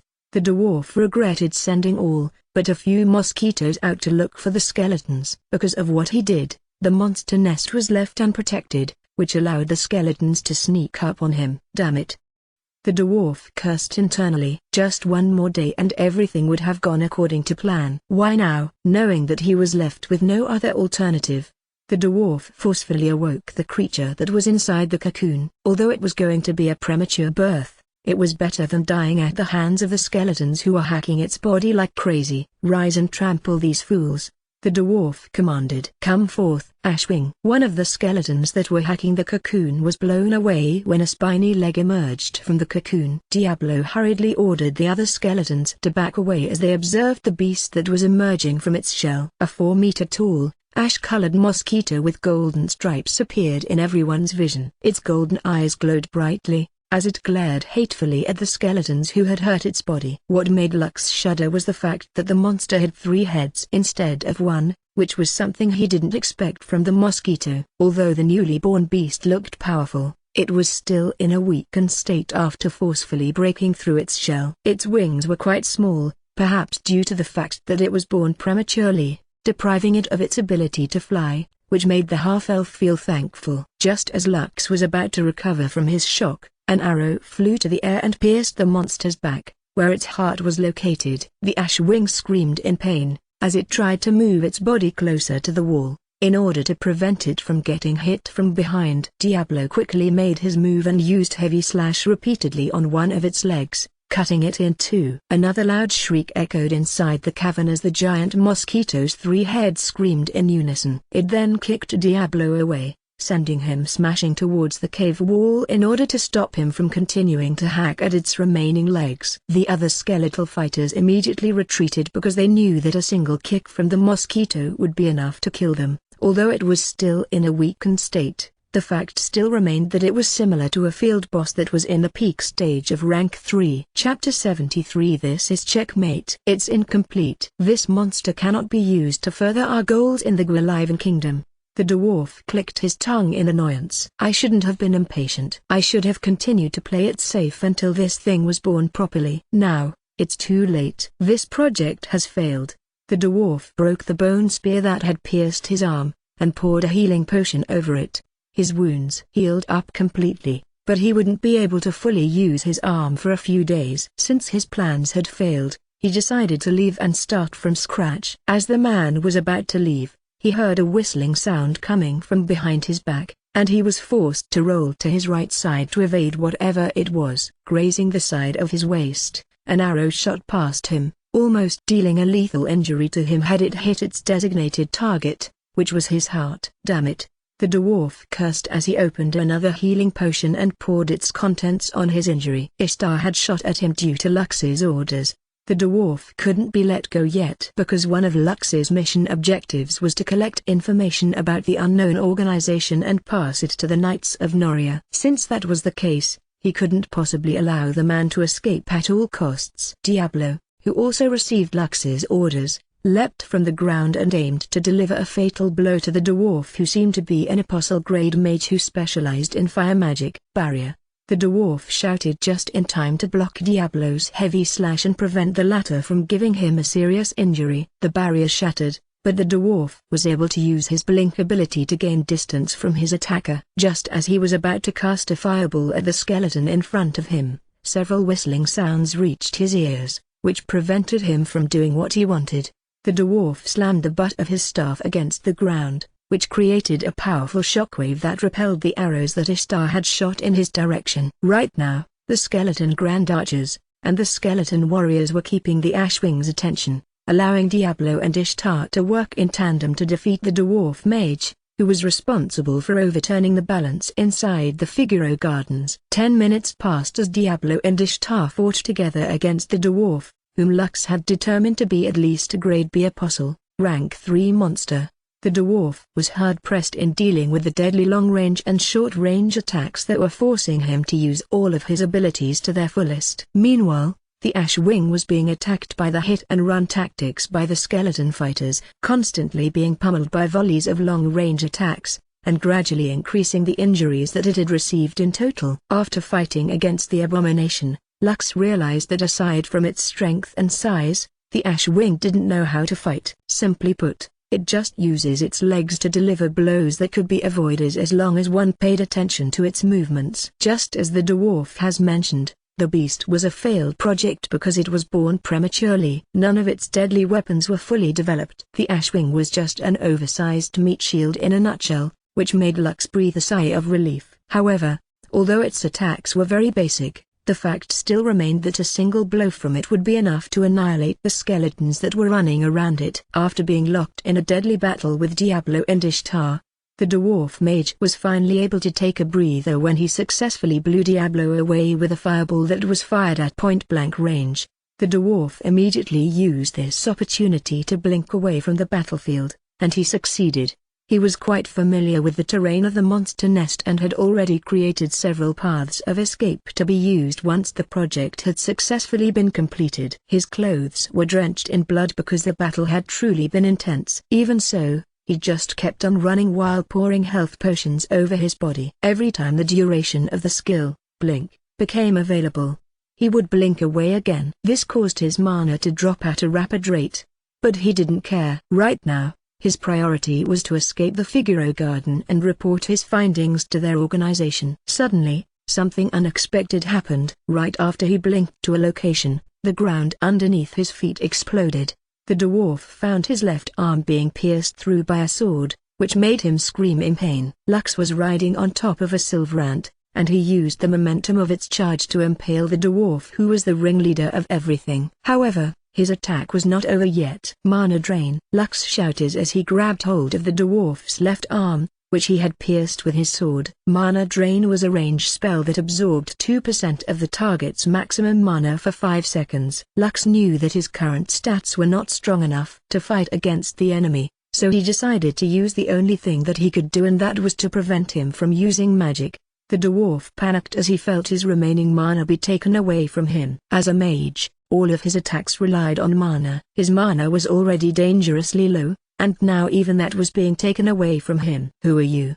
the dwarf screamed in anger as he tried to break free from Lux's firm hold. "Why are you getting in our way?" Lux didn't bother to answer the dwarf's question, as he pulled his sword out of the dwarf's arm so he could stab his enemy's chest. Unfortunately, the dwarf was stronger than him, so the latter managed to kick Lux away the moment he pulled the sword that was piercing his arm out. After escaping from Lux's grasp, the dwarf ran away, only to be pinned down by the silver ant that Lux was using as a mount. The name of the ant was the speedy silver ant, and, just as the name suggested, it was the fastest ant in the ant colony. Lux had asked for its help in order to reach the nest as soon as possible, to help his summons deal with the situation. The duration of the mission was only an hour, so the half-elf decided to go to the site, and personally handle the matter in order to clear his mission. "Annoying ant!" the dwarf roared in anger. "Fire bullet!" The silver ant screamed after it was hit by the magical attack, which allowed the mage to use his blink skill to distance himself from the rank 1 monster, whose only merit was its fast running speed. This time around, the dwarf had been drained completely of his mana reserves. However, just like everyone in his organization, he had brought several potions with him, and 2 of them were mana potions. Unfortunately, just as he was about to drink one of them, the bottle he was holding in his hand shattered when an arrow passed through it. A second later, his chest was impaled by a bone spear, which pinned him to a nearby tree. The dwarf spat a mouthful of blood as he looked in disbelief at the enemies that had appeared in front of him. "I knew that the hunter's mark is indispensable when hunting prey," Lux stated as he walked towards the dwarf who was barely clinging on to life. "I just didn't know that the first thing I would be hunting was not a beast, but a dwarf." "Sorry, Mr. Dwarf." "This is checkmate." Lux raised his hand and sneered at the slippery dwarf who always used his blink skill to escape the battle. "Mana drain." The dwarf spat a mouthful of blood before his entire body stiffened. For magicians, and other spellcasters, being deprived of mana was the same as being deprived of their health. When a magician loses all of his mana, and goes into a deficit, their whole body enters a state of shock, which knocks them unconscious. When they entered this state, they wouldn't be able to regenerate mana for 24 hours, and their bodies would enter a weakened state, making it impossible for them to cast spells. Diablo pulled the bone spear embedded on the dwarf's chest out, which made the latter fall to the ground. Lux poured just a bit of healing potion on the bloody hole to close it up. The half-elf had no intention of healing his enemy. He just wanted to keep him alive until he handed him personally to the riders of Noria who were stationed in Leaf Village. The half-elf rummaged through the dwarf's belongings and took everything of value from his body. Storage rings, storage bags, his staff, and other miscellaneous items. He had no time to inspect them all because the battle was not over. For the time being, he stored all of these items in his inventory for safekeeping. The red-headed teenager then took ropes out from his storage ring and tied the dwarf up properly and tight in order to prevent him from escaping. Just to be on the safe side, he had Ishtar cast another hunter's mark on the dwarf as insurance, if he happened to wake up before they finished dealing with the abomination. "Speedy, can you take him to your nest for the time being?" Lux asked the silver ant that had brought him to the battlefield. Speedy clicked its mandibles and nodded its head before picking up the dwarf on the ground. He then carried him towards the hole that he had made earlier, and disappeared from Lux's sight. The half-elf finally breathed a sigh of relief as he stared at Diablo and Ishtar who stood a few meters away from him. "Let's go," Lux ordered. "There's one last pest remaining." Lux ran towards the entrance of the nest along with Diablo and Ishtar. Now that the ringleader was defeated, all they needed to do was whittle the Ash Wing's health away, and put an end to the abomination that threatened the lives of everyone inside the Figaro Gardens. Chapter 74 Mission Completion. A blood-curdling screech reverberated across the monster nest as the ash-wing mosquito went berserk. This was its last resort to kill Lux and his skeletons that had backed it into a corner. Lux panted as he distanced himself from the monster who was nearing its end. Although his health and mana was still full, the mental exhaustion he received from fighting the dwarf and commanding his skeletons piled up and took a toll on his body. Diablo and the skeleton fighters had died plenty of times because Lux had ordered them to do suicide attacks, with the intention of cutting of the monster's legs, to prevent it from moving around. In the end, they succeeded, and only one leg remained on the diabolical beast's body. And even though it had entered a berserk state, the only thing it could do was glare at Lux and his skeletons while helplessly accepting their beating. The red-headed teenager did his best to calm his breathing as he stared at the dying monster in front of him. He was quite thankful that the dwarf had been forced to make the monster be born prematurely, which rendered all of its fighting abilities incomplete. Without wings to fly, it was no different from a stationary target that the skeletons, whom the half-elf could summon over and over again, could beat up. 5 minutes later, the crimson eyes of the three-headed abomination, which glared hatefully at them, eventually lost their luster and turned dim. The abomination's body collapsed on the ground, dead. Lux didn't move from his spot until he heard the notification which said that his mission had successfully been completed. Several words appeared in front of him, congratulating him on his victory against the diabolical monster. Less than birth of an abomination greater than. Mission rating S. Completed. Less than rewards greater than 100 free stat points, 100 skill points, 100 body constitution points, 500 Elysium gold coins, 500 Riders of Noria reputation points, 100 Kingdom reputation points, exclusive to the Kingdom of Gwilivan, 2000 Leaf Village reputation points. Bonus reward greater than. Choose one among these options. Less than option 1, Hell Horse greater than. A hellish creature known for its cruelty as it terrorizes its victims until they draw their last breath. They are found in places where the miasma is thick, or in ancient battlefields where they are known to spawn from the malevolent stench of death that lingers after the lives of thousands have been claimed. This monster's rank would always be equivalent to the rank of its master. Less than option 2, Golden Token of Gwilivan greater than. This token is one of the 13 tokens that the founder of the Gwilivan Kingdom had made when he was crowned king of the Dwarves' lands. After several years had passed, these tokens changed owners many times before disappearing over the course of history. It is said that if you present this token to the reigning king of the kingdom, you will be given the title of Honorary Knight, which would give you certain benefits within the Dwarf Kingdom. Less than option 3, Monster Egg greater than. An unknown monster egg, which you can hatch at the nearest bestiary near you. Depending on your luck, the monsters that could be born from the egg can be common monsters, rare monsters, unique monsters, mythical monsters, or legendary monsters. Option 4, Teleport Scroll 4 pieces greater than. This scroll will directly send you to any places that you have visited, regardless of the restrictions that were set in place. For example, if you have become an apostle or a higher anchor and you wish to return to the Leaf Village, using this scroll will allow you to return without suffering any backlash from the restrictions. If you want to bully children, this is the perfect item to satisfy your sadistic desires.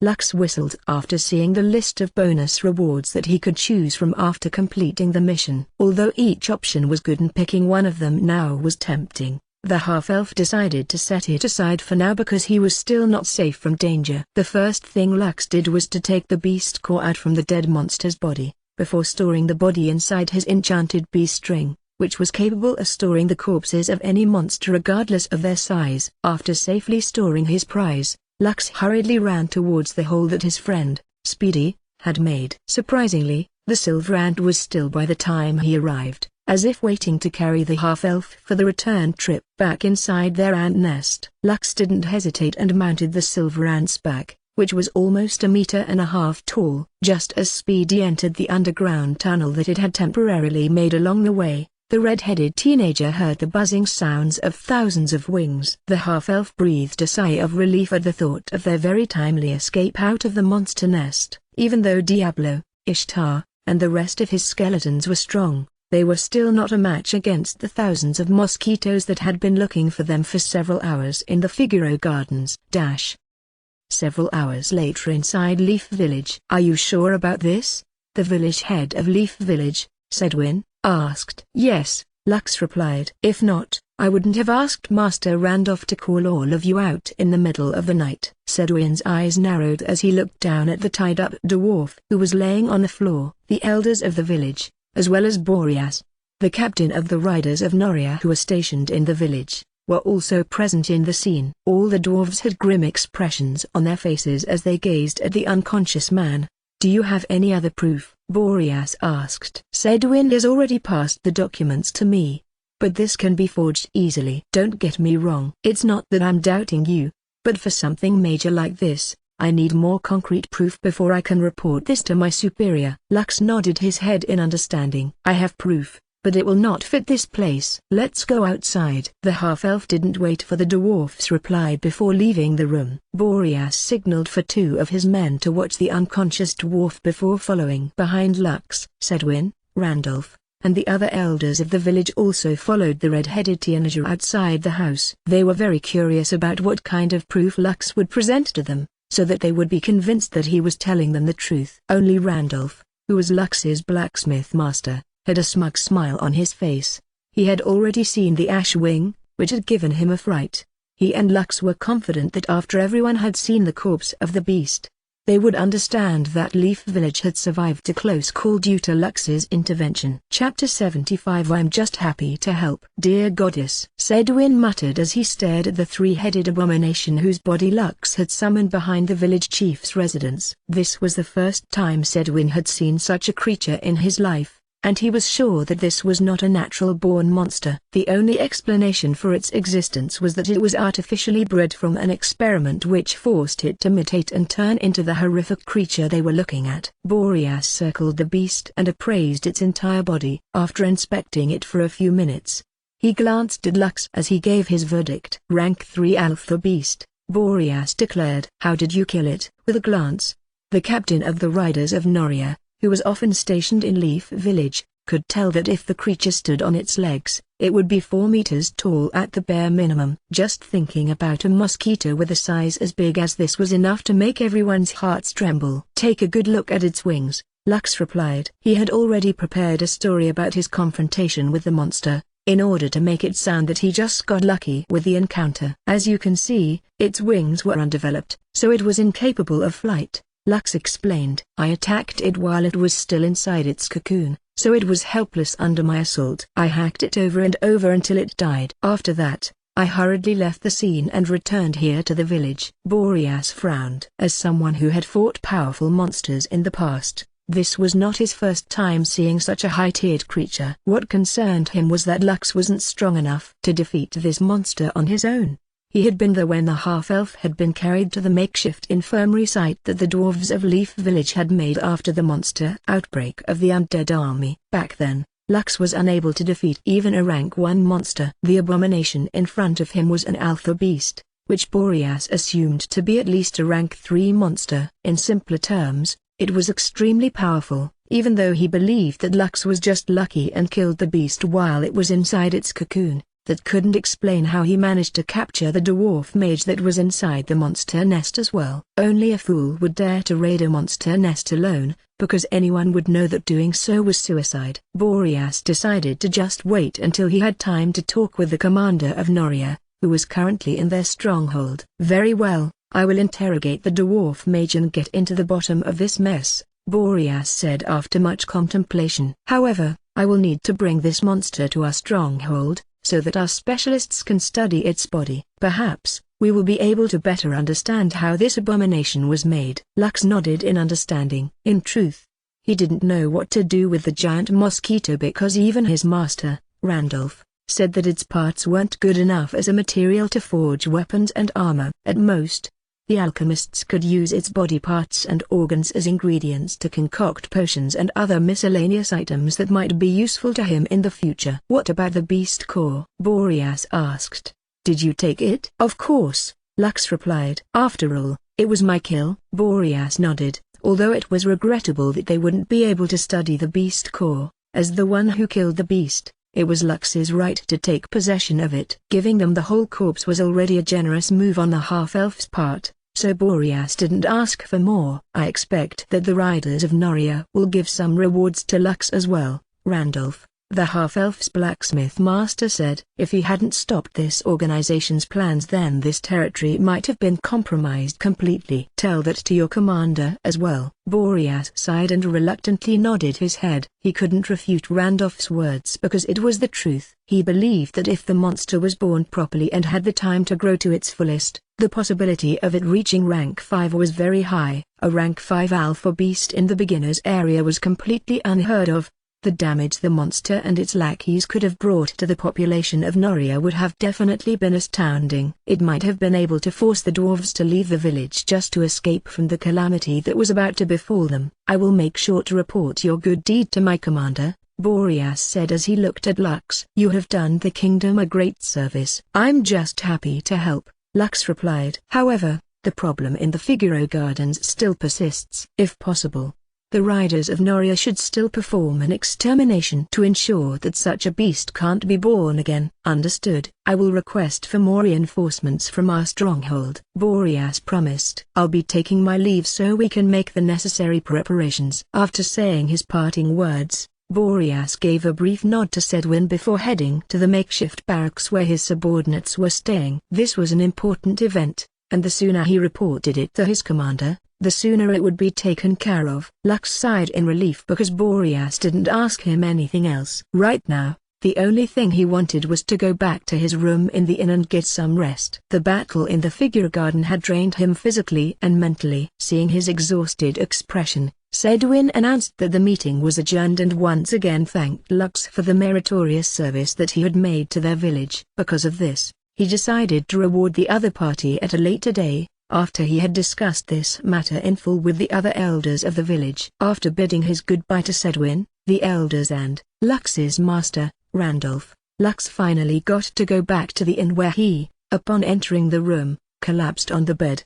He didn't even bother changing his clothes, and simply laid on top of the bed after removing his shoes. He had accomplished his main goal of going to the figure gardens. As for the mosquito swarm, he would just leave the rest of it in the hands of the riders of Noria. As the half-elf slept a dreamless sleep, Sedwin and the elders continued their discussion about Lux's rewards. Randolph made sure that the other elders weren't too stingy with their proposed rewards, which made Grandma Annie, the old lady dwarf who had a close relationship with Lux, smile. She didn't expect that the half-elf, who had appeared in their small village several weeks ago, would become a promising individual that would catch everyone's eyes.